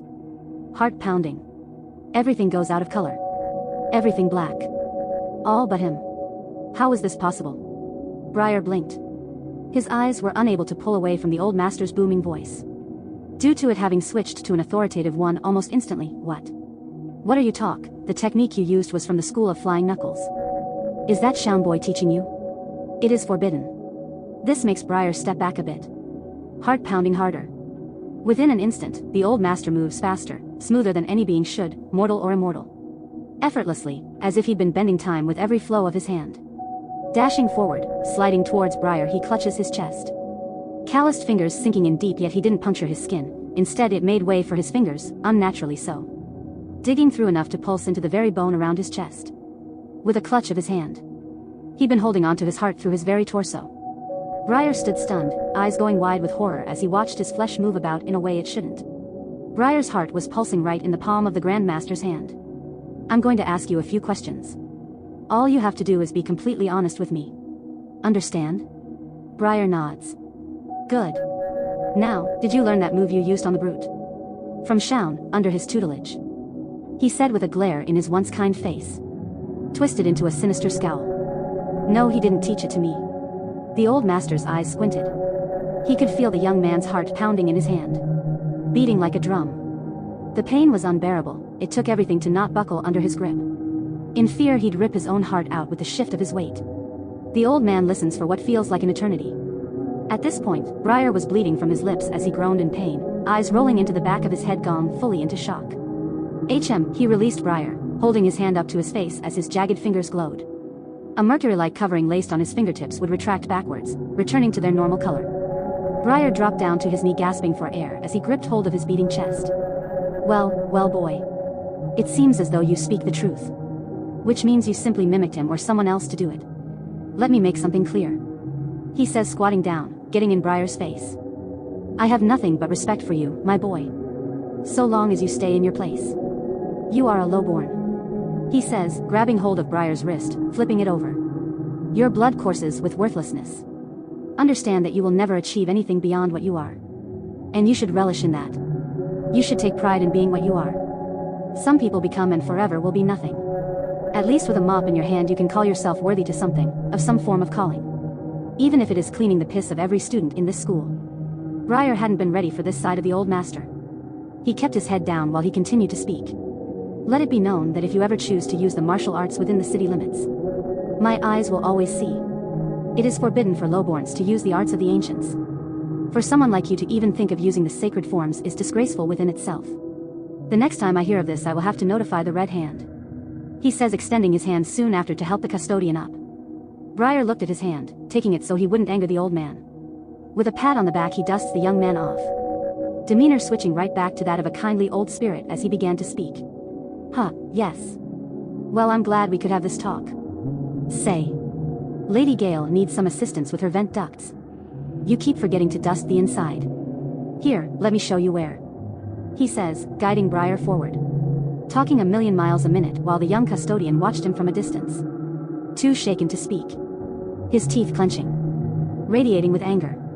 It was time for all the students to eat. As per usual, Javi was flirting with some heavy hand. She tended to go for that rank quite often. Free-spirited like that, she didn't bother worrying about the bigger stuff or anything anyone ever said about her for that matter. This was all just a ride for her, this whole school thing, and in a way Keon respected her for it. Eating her lunch alone under a tree, the leaves scattered around her while the wind picked up around her form. Eyes closed shut, she felt the wind rush past her, only opening them once she felt something off. A blaring and burning rage. It felt hot, like the sun. Scratching even. Something was smothering, and if she hadn't been dream-walking during that very moment, she might not have caught it, just like everyone else. In the dream state, she sat in a sea of darkness, but in the distance she could see a being walking in the far off, covered in a red miasma, stomping the ground with each grueling step they took. The utter fear from it all forced her to wake soon after. Gasping, she eyes what she'd been seeing in her meditative state, only for her orbs to meet none other than the janitor from the night before. Tempered enough she could feel his rage, and it did not feel healthy. "So you do work here after all," she says, watching him with a scowl. That move he did, she tried replicating it time and time again since she'd seen him do it just the night before. If they're gonna let Sue use shit out of this school, some dumb move that a janitor can do should be more than legal, she said, getting ready to approach him when she'd be stopped by none other than her red-haired nemesis. "Oh, fuck off, Sejo, I'm busy." Oh my, what a mouth. Your ethos can't be balanced with an attitude like that. Now where are you storming off to? Your face looked like your single brain cells were trying its best at forming thoughts. Figured I'd help, seeming you're in distress. The only thing I'm distressed about is you. I'm busy right now, go play with someone else. She shoulder checks him, but upon doing so she'd seen that Briar was gone yet again. Grunting in anger, she pushes Sejo out of the way as she storms off elsewhere. "I have nothing but respect for you, my boy. So long as you stay in your place." The words echoed over and over. They twisted his very worldview. So much so that he hadn't even noticed he'd been back in town, and that he'd walked with Bingo all the way home. His mind ponders the events. He continued work as per usual after the fact, but he couldn't focus on much else but his powerlessness. Gripped under someone's might. Unable to fight back. Truly powerless. It began to rain. The heavy downpour pulled his hair down further past his face. All the lights were off in every place of business in Copperdin. Msanii was right. They were all afraid of the Iron Raiders, running from them at this point by closing up shop as soon as they could. Briar walked over to Msanii's shop. His lights were off too. However, in the alleyway, he could see it clear as day. A beam of light blasting out, separating the shadows around it. Briar approached it after wrapping Bingo around a lamp post. Squatting down, he'd moved towards what looked to be a small window that connected to the basement of Msanii's shop. And there he was. SUU, body covered in sweat. He smashes his fist against a wooden dummy, doing so in a systematic rhythm. He'd been doing forms that would take a lifetime to learn. He flowed around the dummy, smashing his fist into the placard of wood. Hands moving like blades of grass brushing against the air as he beat his fists into it with an almost blinding speed into the dummy. He'd had his dreads tied in a ponytail, and his massive form was shown in full view. His back was covered in scars. Tight hands gripped tightly to his dummy before he punched its head off and went over to an outfit rack. He begins putting it on. The final touch was the mask that covered half of his face. It covered the top of his head, like a bandana. His dreads draped down the back of his strange gray and black costume. He walked over to a board with the face of Guston Hill-Bagger and a trailing chart that went down, showing the faces of all his hired goons and where they operate and stay at night. He'd had it all planned out. He was about to do something drastic. Something dangerous. Briar cracked the window open, forcing Msanii to turn in shock. "Briar. Hey man, hey, can I come in?" "What are you doing?" Msanii rushed over, looking around to see if anyone was around him before he sighed. "Go to the back door. Be quiet about it," he says, covering his window with blinds. Briar makes his way there using the shadows to help guide him before Msanii unlocks the door. Hearing this, he enters. Following the artist down into the basement, he's greeted with training equipment and his plans that he could read now that he'd been so close to the board. "You taught yourself how to fight? Down here?" "No, my father taught me." He knew, and his father's fathers knew. Despite being lowborn, at some point our family was of highborn status. They lost the wealth and then lost their name, but we kept our martial art, training the next generation in secret. Msanii states, picking up a photo of his family before sitting it down. "That's incredible, Msanii. Your family kept that. I bet it was hard for your father to not use it on his extorters."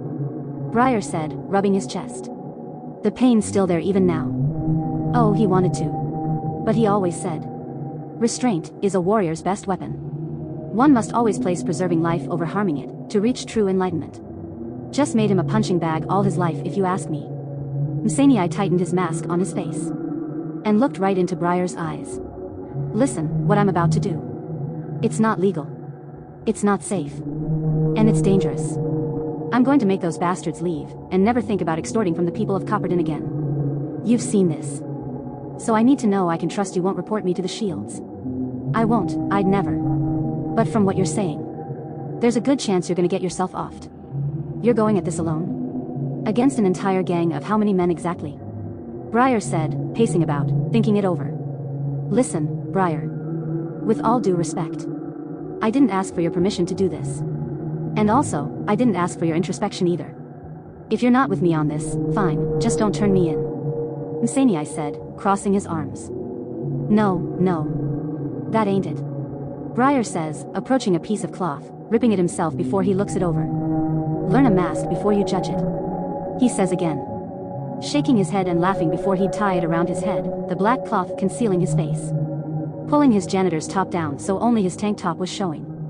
The arm sleeves wrapped around his waist like a sash. He turned to Msaniai now, who was shaking his head and laughing. I just wanted to know where we were going to begin. Briar says, shadowboxing the air a bit, trying his best to be nimble. I've seen everything. You want to help me fight? Do you even know how? Msaniai said doubtingly as he'd been laughing so hard he could barely get the words out. Briar wasn't bothered by it, he smiled at him and laughed with him. Course I know how. Look at my face. I've been in a scrap or two, he says jokingly. Realizing how absurd this did indeed probably look on him. Yeah, I know I don't look the part. You had all this extra prep time to get your costume ready. This is on the fly, you know. You should be in awe with my skills to acquire such a thing in such short notice. Oh, please do forgive me. How could I ever be so absurdly crass and judgmental to a fellow artist?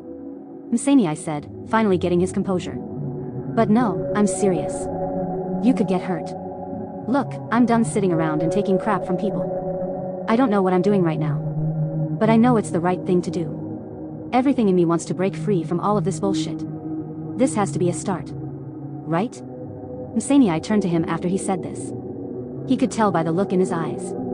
That question. He was looking for answers. The Grandmaster assaulted me today. He said to Msaniai sitting down on a wooden bench. He did some kind of heart-grabbing technique or something on me. Threatened he'd kill me if I lied. Asked me if Master Shaun was training me. Briar said while he sat there staring at the floor. Msaniai pulled his mask off, his eyes struck with sorrow. I've only ever felt that powerless once in my life. And it was bad enough to make me run away. After what he did to me. I don't ever want to run away from nothing again. Msaniai looked back up, staring right over. Looking right into the eyes of the cleaner with a scowl just as fierce as his own. I'm done. Being treated like dirt. If I don't do something about things now, I'll always be dirt. And the first something? Could be helping you. He said, pounding his chest. Seems my goals and yours could align tonight.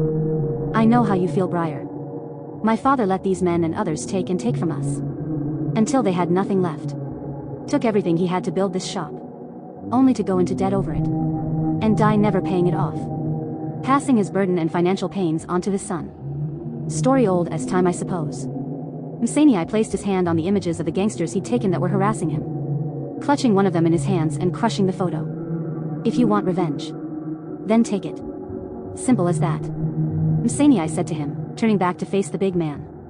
I'm not gonna talk you out of something I'm planning on doing myself. Briar stood up, wrapping tape around his fists. Let's go. Picking up an iron pole in Msaniai's room. It looked like a weight pole for bench pressing. And that's because it was. Briar held it like it had been nothing though. Eyes slanted and nostrils flared, before long they were gone. Rushing off into the night. The first place they went to was a gambling den in town. On the way, Msaniai explained how they were led by one captain and 2 lieutenants. The gambling hall here in town is how they made their money, well, most of it, this and another establishment. And both lieutenants came here to guard the gambling den at night. Briar and Msaniai watched on top of a rooftop, as the men and women that passed in and out of the place were obviously from the city. Gambling is illegal in Moon City. They come here to do it. He said to Briar, who nodded his head. He hadn't been aware of that until now. Women and men, rich and young.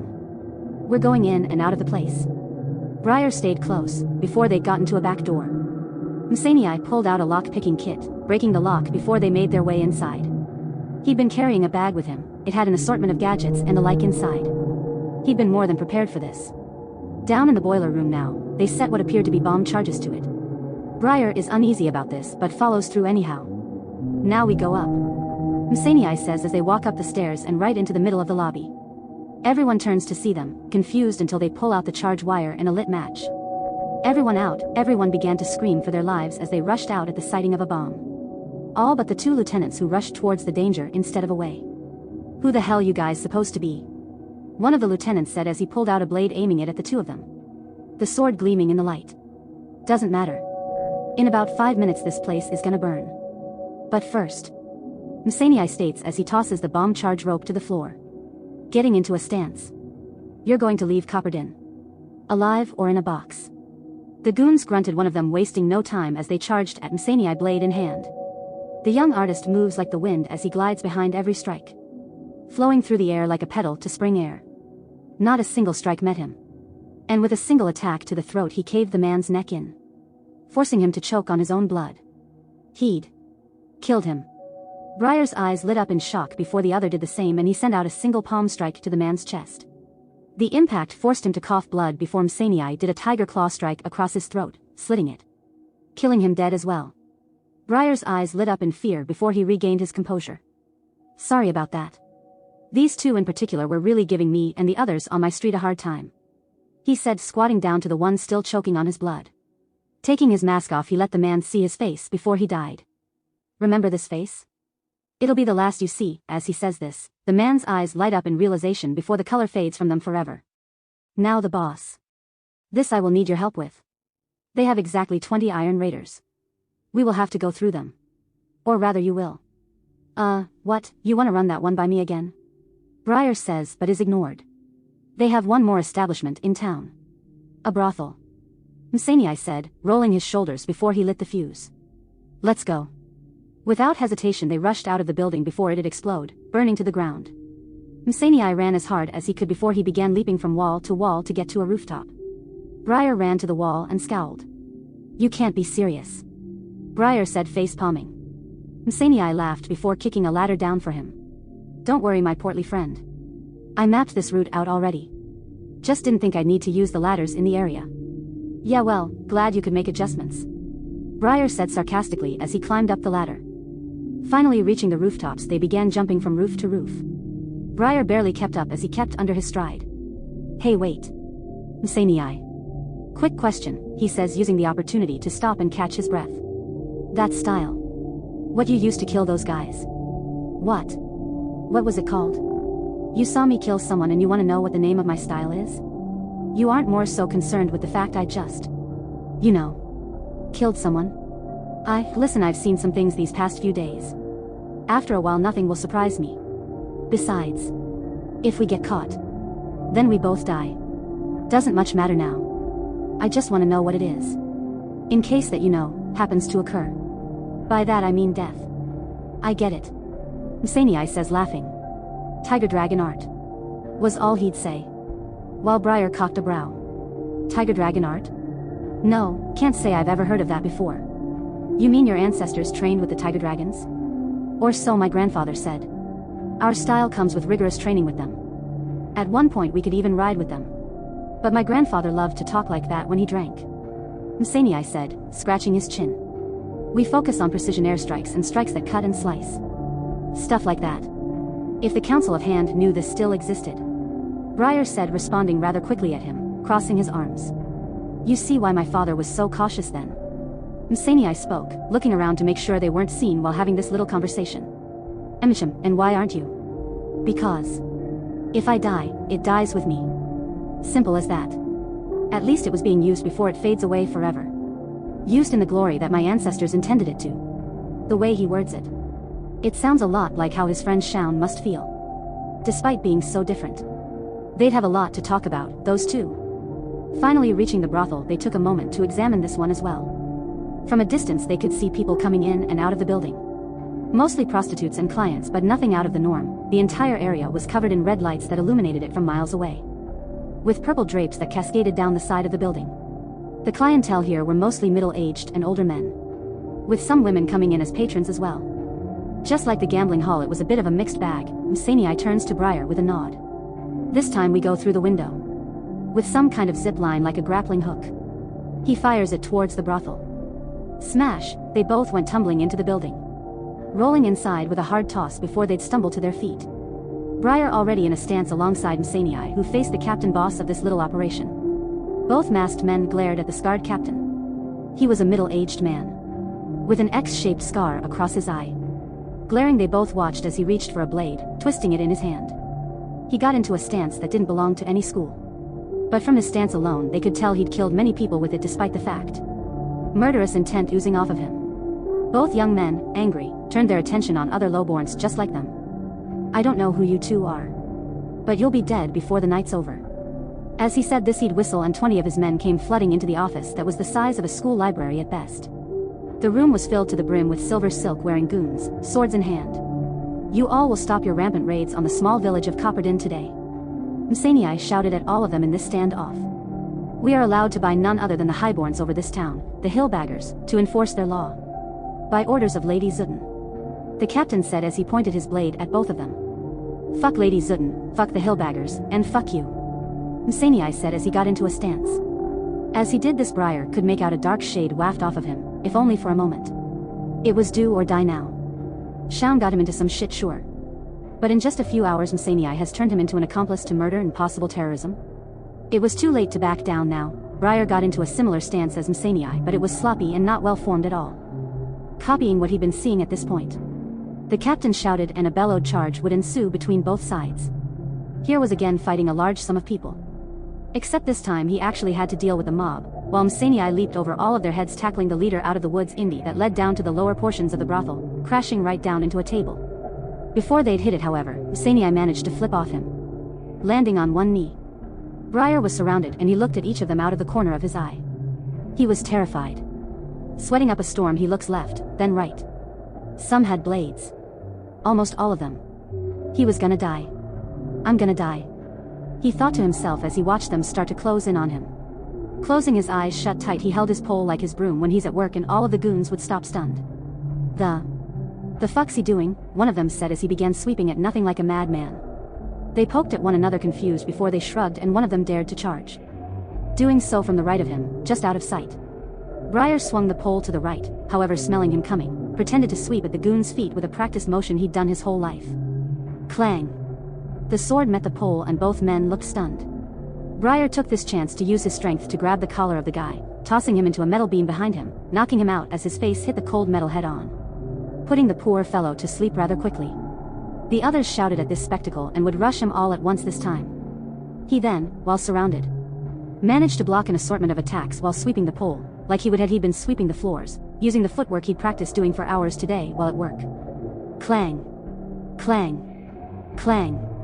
Some of the blades would meet their mark, cutting him to ribbons as his janitor's outfit was torn asunder by an assortment of slashes his amateur attempts at martial arts wouldn't protect him from. "We're wearing him down," one of them said as they backed him into a wall, panting up a storm. He looks to the right of him and sees what to be floor wax fluid.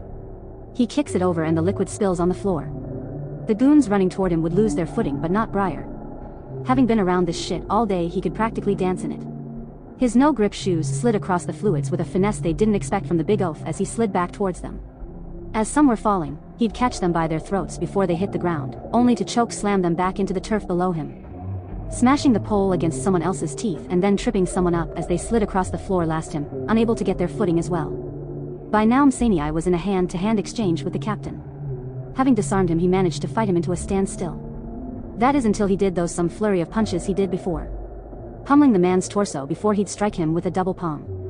He dropped to the ground coughing up blood.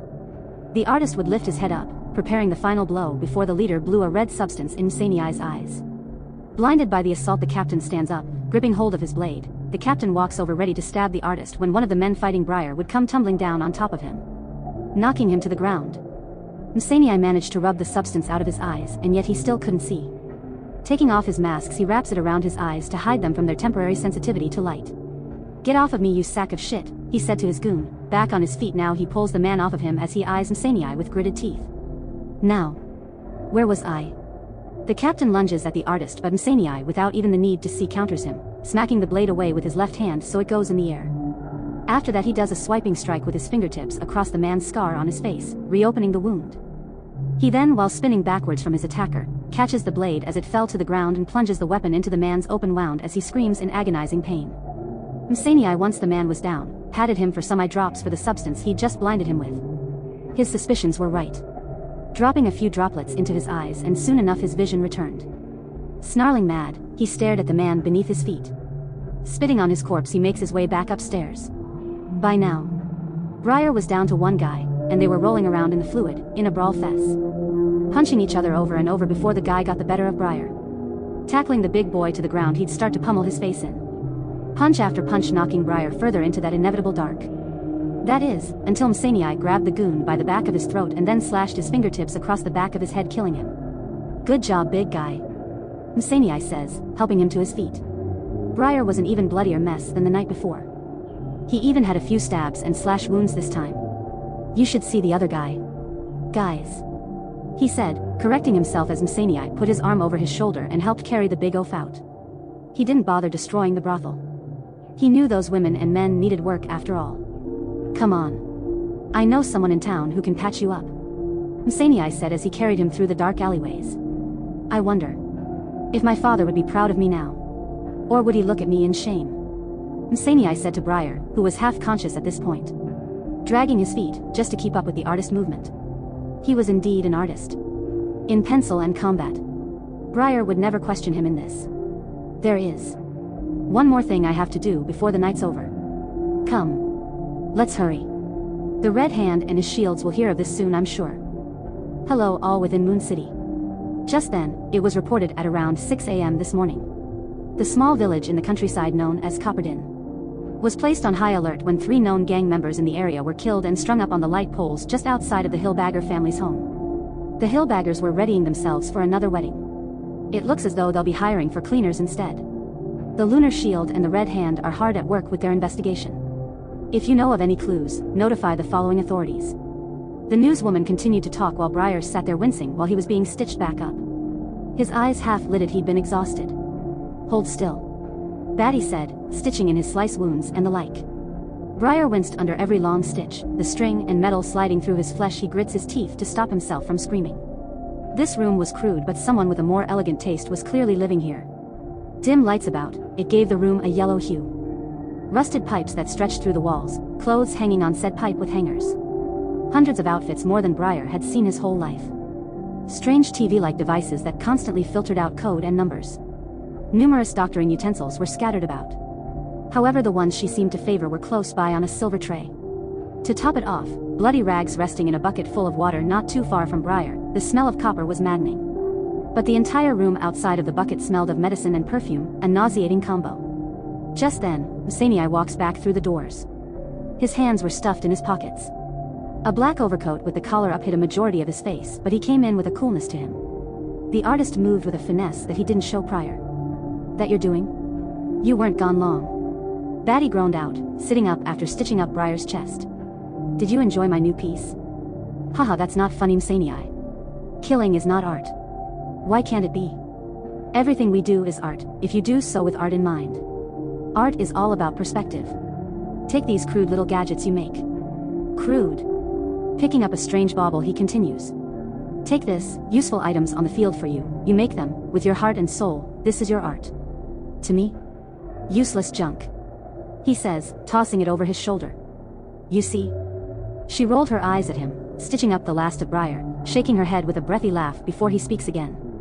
I'm leaving, Msanii said to her. She scowled at him in response. Opening her mouth to say something, he interrupts her. I have to go, they'll be looking for anything connected. Msanii, the artist, died in his family's fire. The rogue looks out of the window as he speaks. Left one of the guys we fought last night in the fire while I set it all to blaze. They'll think it's me. Don't worry. He was dead before the fires took him. Tone as chill as ice, he didn't bother turning around to face her. You're gonna tell him you're leaving then, or you plan on leaving him bleeding all over my medicine's bed? And when will I see you again? She asked one question after another, barely giving him breathing room to respond. You're just gonna up and go? Not even gonna tell me where you're going or how long you'll be gone. You've always been selfish like that. She continued at him, staring at the floor. She went silent after this agitation she'd shown in full display. You know it's not like that. We've been talking about me doing this for months. You knew it'd come down to this. How many times have those guys harassed you on the way home? It has nothing to do with what you did to them. It has everything to do with me knowing where you're going, and if you're going to be okay. She says before taking her bandana off, letting her red locks drape down her back, and over her shoulders. Her dainty face was beautiful, soft features all around.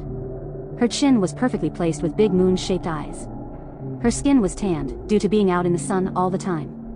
Full lips and a cute button nose. She looked much younger than she'd been. She'd actually been 29 years old, but looked around 20 or so. Whatever products she'd been using to keep her vitality up, it seems to be working. She took a deep breath and shook her head. I can't expect you to understand. You've only wanted this for yourself for as long as I've known you. Can you at least give me a hint as to where you're going? Moon City. Msanii says, tossing crime reports across the floor at her. There are plenty of lowborns in the city who have a lot worse than we do out here. It's a big city, the red hand can't be everywhere at once. The chances of running into him while I'm out there doing my work are pretty slim. So you're just gonna what? Put a mask on and beat down on people who shit on lowborns? What are you, some kind of fable hero? You're out of your mind. She spits back at him, turning her head to look out the window herself now. Maybe. He says again, staring at her despite her not wanting to look at him. The sun starting to peek through the windows now would light up the girl's gloomy expression. I need to go. He speaks again, standing up, getting ready to leave. However, as fast as an arrow, she'd already been up, grabbing him by his arm. This is stupid and you know it. She says back to him, tossing his arm back down to his side as she glared at the back of his head. You'll always be my favorite work of art, he says back to her, looking at her over his shoulder before he reaches for the doorknob. Stopping just as he'd been ready to turn, he looks back over his shoulder. Those expeditions you'd send me on. Looking for those tombs that can remove our marks. I think the fat man's capable of helping you. Msanii says, turning back to look at the snoring oaf. Bandages wrapped all around. Batty turns to Briar and scowls. He's not like you, he can't fight, she says, shutting it down instantly. Besides, look at him, all those traps in those places. You barely made it out of the last 2 tombs we went searching in. She said, picking up one of the artifacts. I don't think our round friend has what it takes to go tomb diving. You're wrong. Msanii says firmly as he turns to look at Briar. He can handle it. He says, dashing out of her small home that seemed to be located in the middle of an alleyway between 2 shops in Copperdin. She rushes out after him, but once in the closed space he'd already been gone. Don't come back bleeding to me when you die. She shouts at nothing, her voice bouncing off of the space of the alleyway, a small croco squirrel snapping at mice that scurried about running for their lives. She yells at them, forcing the amalgams to scatter. Little balls of brown and green went running off elsewhere at the quake of her voice. Shaking her head, she closes her door and stares out at the sleeping Briar. By the gods. Just looking at the sleeping brute made her stomach turn. After getting her things, she reaches out to grab her coat. Heading off into town as the birds chirped, alerting all those around that a new day had begun. Don't look at your mother. She can't save you. A man says, hovering over a smaller Briar. He was lowborn, but one of high status. He hadn't been Briar's real father. But he'd stepped up to it. Sir Neil was a lowborn merchant who was very well known in highborn social groups, using his connections to expand all through the kingdom of High-Rise. The young Briar trudged along, picking up boxes in the hot sun, lifting and pulling them, picking them up over and over. This activity soon turned to cleaning, washing every nook and cranny of every space. Never miss a spot, he'd better not dare to miss a spot. It's your responsibility to make sure everything is impeccable. It's the least you can do, being so useless after all. You've already failed 3 ward exams. All of the other young men in the neighborhood are working for highborn houses as bodyguards and guards. Some even were inducted into merchant programs. But you can't do any of those things. How do you think it makes your mother feel having such an incompetent son? In the distance he'd see his younger brother. He'd been a kid at first, but within seconds he watched him grow, getting bigger and bigger. The image finally distorts and goes gray. Images of Briar with his brother growing up splatter across the surface of this mental landscape. From birthdays to time alone with each other in the woods. To school. An entire life, rummaging itself forward in this fever dream. Until the reel would finally stop. Neo. Wait, hold on. Briar says, grabbing hold of his little brother's black robes. Neo turns to look out at him, tilting his head confused. Briar reaches out, fixing his robes and opening it up some so it'd show some more chest. Now you look like you're going out to find a wife. Hey, come on. I didn't ask for your help, Briar. Neo scowled at him, fixing his top back to how he'd had it. His friends were laughing in the background, all of them sitting on top of their steeds waiting for Neo. They were in black robes as well. Hey, it's not every day you go on your first-hand gathering. This is how Mom found my dad. Yeah, well, look at where that got them. Neo said, a backhanded comment. One he probably didn't mean in the way he'd said it. Briar thought it over and smiled, placing a hand on his shoulder. You're right, so I guess you'd better choose right the first time then, huh? Better find someone beautiful, prettiest girl at the gathering, or he'll clown you forever. You can bet on it, I know I will. Neo said back, smiling at his big brother before they'd hug and he'd be off. Riding off with his friends for a night he'd always remember. If you'd lose some weight, I'm sure some girl would find some interest in you. Even then, it may find itself to be quite a challenge to love a cleaner. Neo, on the other hand, will be inheriting my line of work, as you know. Sir Neil stated, standing next to Briar now with his hands tucked deep in his robes. So you keep telling me. He is your real son after all. Briar said, getting ready to walk off before the merchant spoke again. What was that girl's name again? Neural. HA. That lasted about 2 years, didn't it? Came back home a broken mess after she'd left you and kicked you out of your estate. What kind of man lets himself get uprooted from his home, stumbling back to his mother's doors? He said with callousness to him, a smirk etched on his face with every word spoken. Briar no longer wanted to take the abuse turns to leave when the merchant would spill his lips one more time. Your mother is pregnant with another child. He spat back at him. It'll be a boy. Briar turned to face him. On your 19th birthday. I want you out of here. The merchant says, spitting on the very ground that Briar stood on. Leave everything. Nothing but the clothes in your wardrobe. Nothing else belongs to you. I've already spoken to your mother about this. So don't bother going to her about it. Briar started running at this point, rushing into his mother's room. Whom been reading something, he opens his mouth to speak when, you have 3 weeks, Briar, she says calmly. Where will I go? How will I eat? Lowborns get sold into slavery when they don't have homes. You remember what happened to Jolin? They found him harvested for his organs. He said back to her. This was last week, Ma, he pleaded, and she didn't say anything back. Ma, please. Don't let him put me out like this, Ma. I'll find a job, something, anything. Don't send me out there all alone. He says, reverting back to a child again as he begins to cry. But she showed that this version of him, that version of him, never mattered to her. For the first time when she met his eyes, he could see the resentment she felt for him just being there, just being alive in her presence. For the first time, she didn't bother to hide it. The hazy image fades, shifting to Briar packing his things that night, when one of the parents came rushing to their home. His silks flowing in the wind as he ran. Banging on the door, he calls out to them, screaming, yelling. Briar's mother comes to the door. She stands there as the man talks, and remains silent. Briar can see her from his room. She drops her cups, smashing against the floor at the news. Sir Neil comes rushing over as well. Hearing the news, he dashes out, hopping onto his steed. Briar approaches, his mother is stunned, unable to speak. He turns to the messenger, his face twisted with worry. It wasn't a neighbor at all. It was one of Neo's friends he left with. Neo. He's had an accident. He said, breathing hard, his clothes filthy, soaked in sweat from running here. Briar rushed out as well, hopping onto a steed. It hammered down the roads, pounding. Rushing down. Come on. Come on, Bingo. Let's move. Yeah. Yeah. They bulleted down the road, rushing past people in their way. Come on, Briar. Sir Neil said, looking back at him with fear in his eyes. And as much as Briar hated him, he could feel his sadness. It made him sick that they shared a common worry, anything common at all. They finally made it to the wreck site. 2 other young men, and their dates were already dead, smashed into the tree. Their cart ran right into Neo's horse and his date. The impact was brutal. Guts splayed about, mostly from the steeds due to the crashing collision. Briar rushed about, searching frantically for any signs of his little brother. Enewio.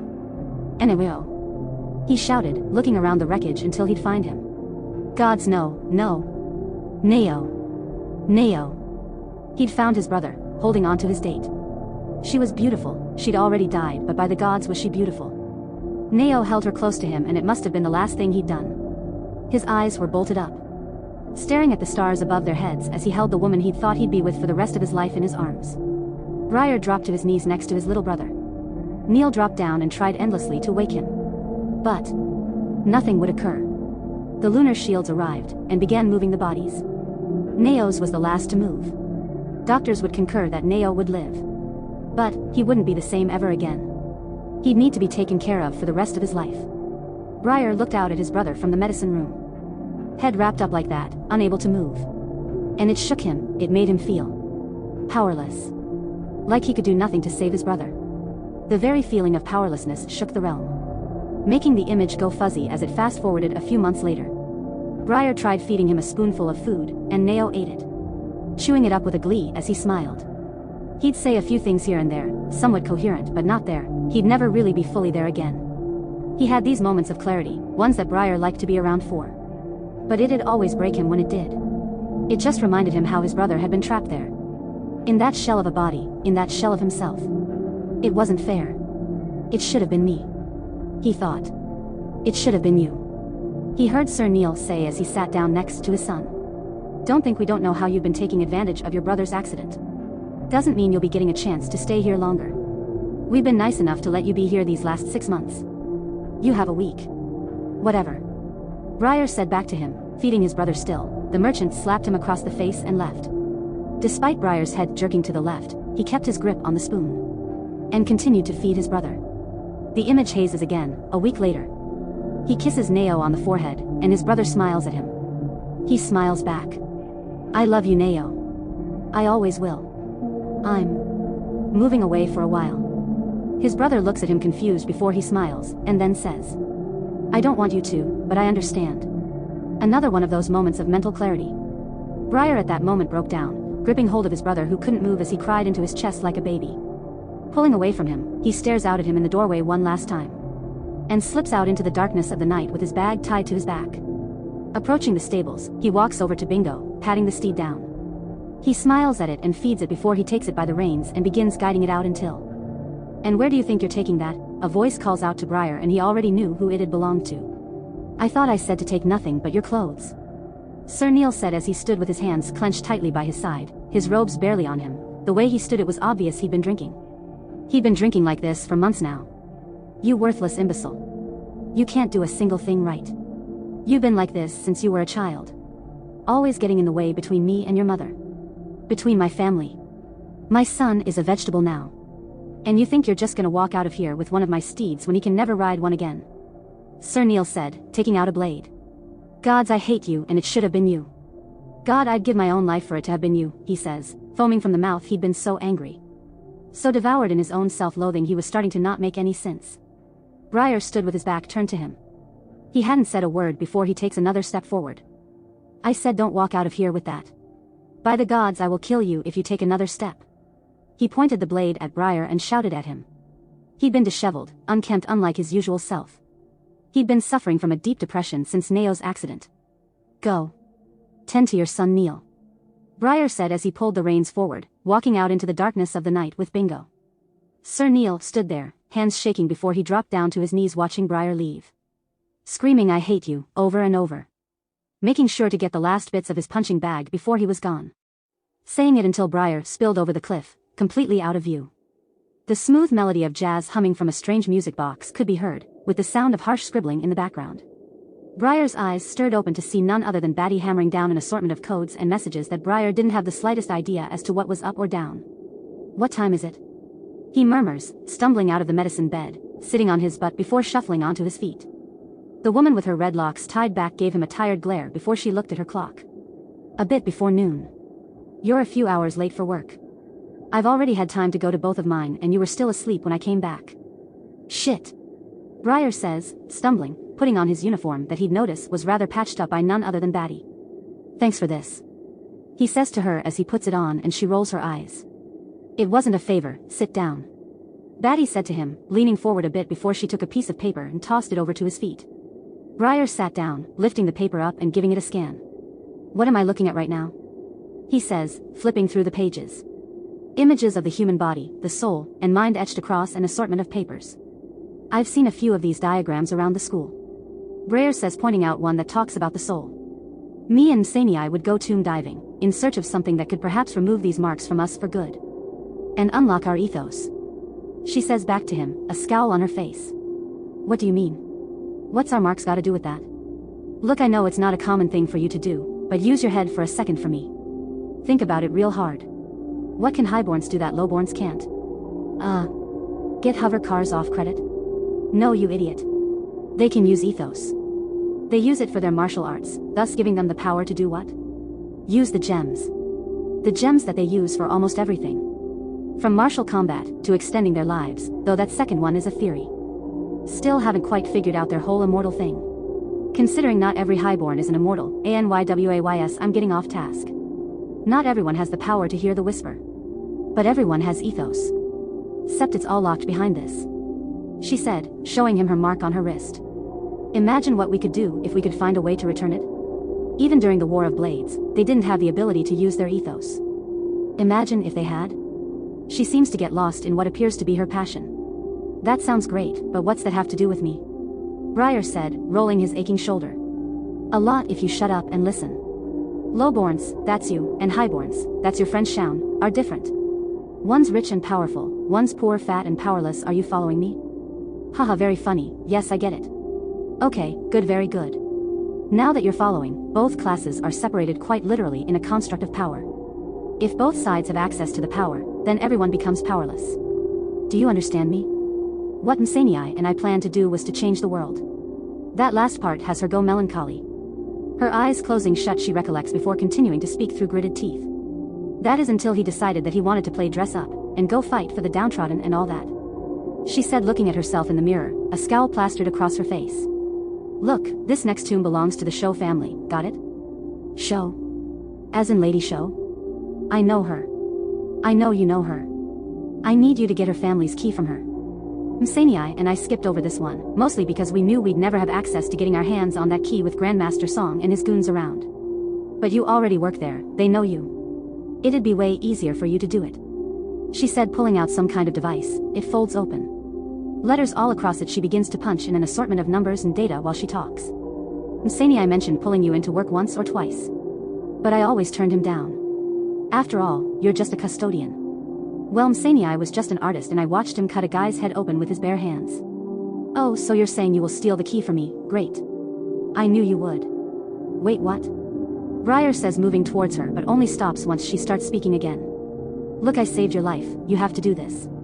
Otherwise?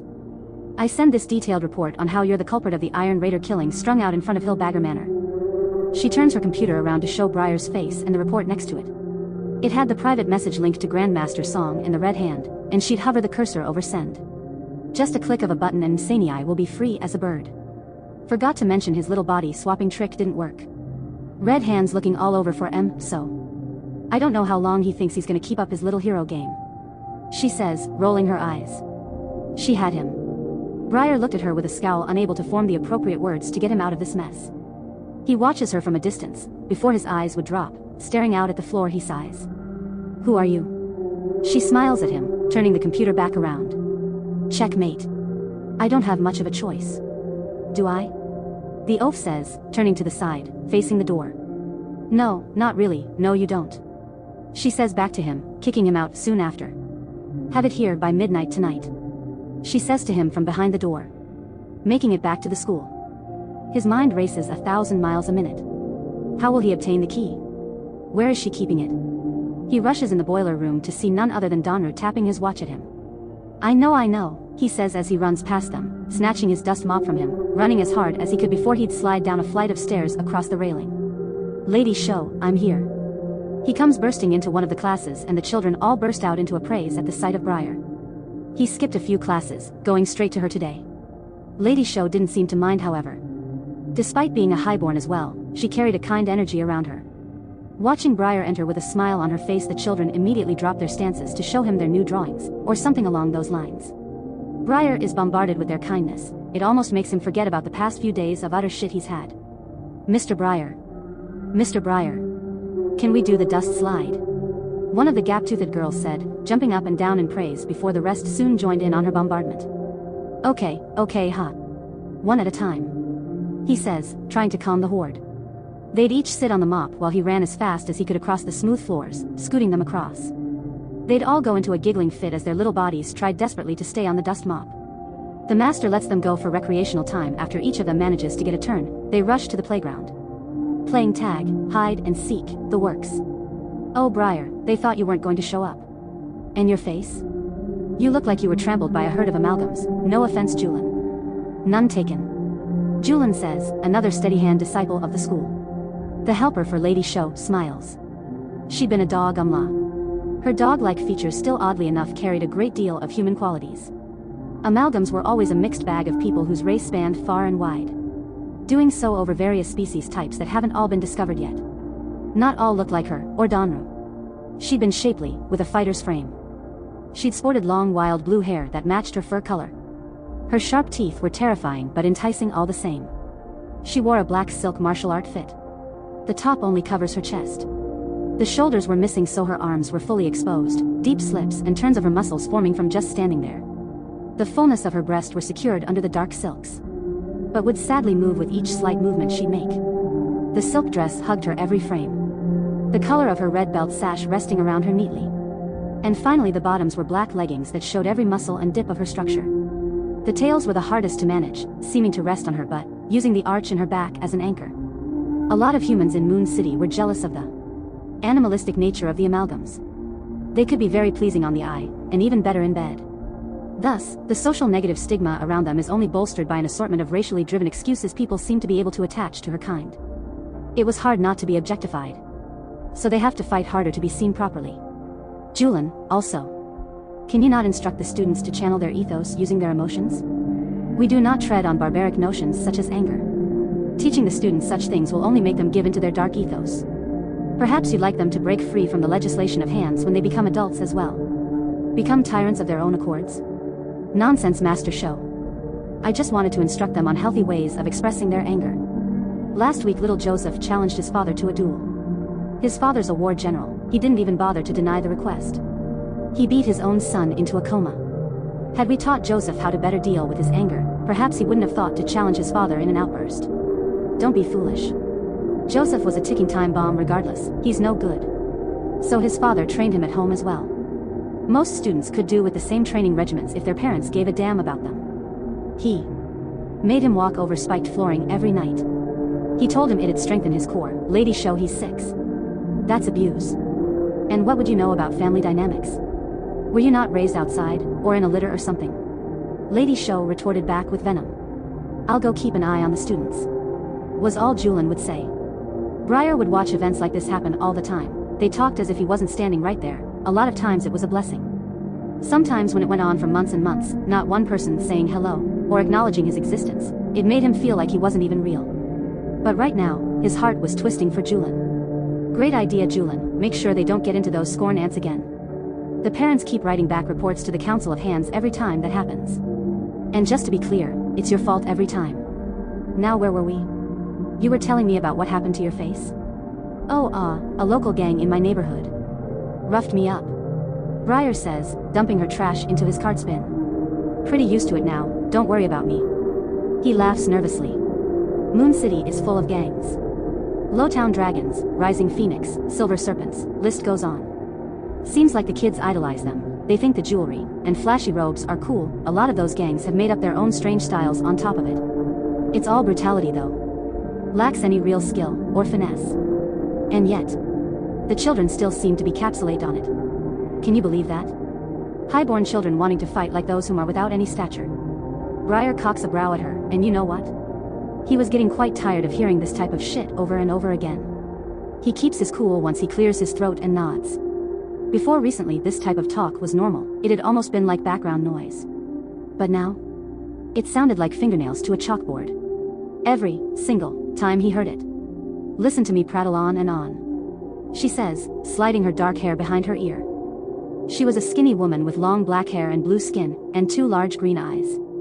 She was a full-blown moonfolk. True and true. She wore similar silks like Julin, but hers exposed even more, if that made any sense. In the process of becoming an immortal, she needed to take the rite of enlightenment next. The only difference in her attire versus Julin's was the leggings that she'd neglect to wear, full legs on full display. And they looked like machines, robust and power, but on such a small and stout form. Oh, before you go, can you help me? I need some help reaching that shelf up there. My ethos is pretty out of whack right now, otherwise I'd get it myself. Do you think you could, She says, making a gesture with her hands at her waist. The way Briar laughs, he's had to do this before, he nods his head. Lifting her up by her waist, his large hands would take up her entire lower back and waistline as he boosted her up. The woman uses her hands to reach out, gripping hold of a book she'd had on the top shelf for quite some time now. That's when he saw it, the glint, the key, resting right around her dainty neck. And got it, she says, blowing the dust off as Briar lowers her. You know, Briar, in my culture bigger men like you are very attractive, she states to him out of the blue as he looks back at her blinking. Thank you, he says, laughing nervously and confused mostly. If you were not a cleaner, I could see you making a fine husband. Wow, okay, that's great. I think so as well. Don't forget to come by and dust my vents. I'd hate to leave another nasty report about you, but I will. The smile on her face was so misinforming. If mixed signals was a person, it'd probably be her. Yes ma'am, don't worry about a thing. I'll take care of it. Pushing his cart out with him, he shakes his head before moving it down and around the corner, bumping into Julian, who'd been watching the children from outside the window. Hello, Briar. Her voice was like silk, smooth and soft. A light hum carried with each word she spoke. It was capsulating. Hey Julian, don't let what she said get to you. Oh, I know, being an amalgam isn't much like being a lowborn despite your heritage. Me and you aren't so different, in their eyes. She nodded her head towards a group of red belts talking about them from a distance before moving further down the hall until it had been just the two of them again. Tell me about it. He glaring at them as they passed by. They couldn't see his gaze, due to the covering of his eyes with his shower of hair. Can I ask you a question? Briar turns to her now, gripping hold of his dust mop with both hands. Sure, anything. Have you ever wanted to do something about it? Briar suggests. Do something about what? Come on, Julian. He leans forward this time, getting right in her space. Do something about it. You know, getting even, trying to find a way to prove them all wrong? He says this with a low whisper before he backs off of her. She looks stunned and then her expression softens. She understands him instantly and begins to smile. If anyone was a true master, it was her. I sense unalignment in you, Briar. Like something has shaken you. You walk with an edge, or rather, a truth. Whatever this is, do not be afraid to embrace it. Briar looked at her, his expression going stone as he looked her right in the eye. Oh, come on. Do you really mean that? He says, leaning against the wall, looking at Master Show from a distance. Master Show's always making jabs at you, your race. By now, Julian was looking out at the master. I'm just a lowborn, but you? You're a highborn, amalgam or not, your word matters too. What's stopping you from putting a stop to her little backhanded comments once and for all? Was this manipulation? Julian scowled, as if trying to fight off the sheer nature of his words, but also tempted by it. He got closer to her, following into whatever he'd been doing. You don't have to take anything she says. Everyone knows you're better with the children as a master than she is. Rule of succession states that once a red belt beats a black belt, they become a master themselves. Beating her would secure yourself a class and a new rank. And some peace of mind. Briar, I don't know what you're doing, but you're not acting like yourself enough. Briar says, punching at the wall next to them. Julian stares at the impact, the hole that was left there afterwards. She scowled at Briar. You're gonna sit there and be a punching bag your whole life? Or are you gonna bare your fangs? He said to her, scowling back. She looked you in the eye. And told you were nothing, that your blood came from worthlessness. And you're going to take that? You're what's best for those students, so stand up and do something. It was because of her negligence that a child was hospitalized, right? You gonna let that happen again?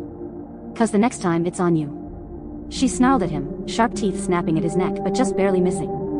Eyes going feral, she didn't look so sweet and calm now. She towered over him, claws extended before she pulled away from the wall and shoulder bumped past Briar, stomping right towards Lady Show.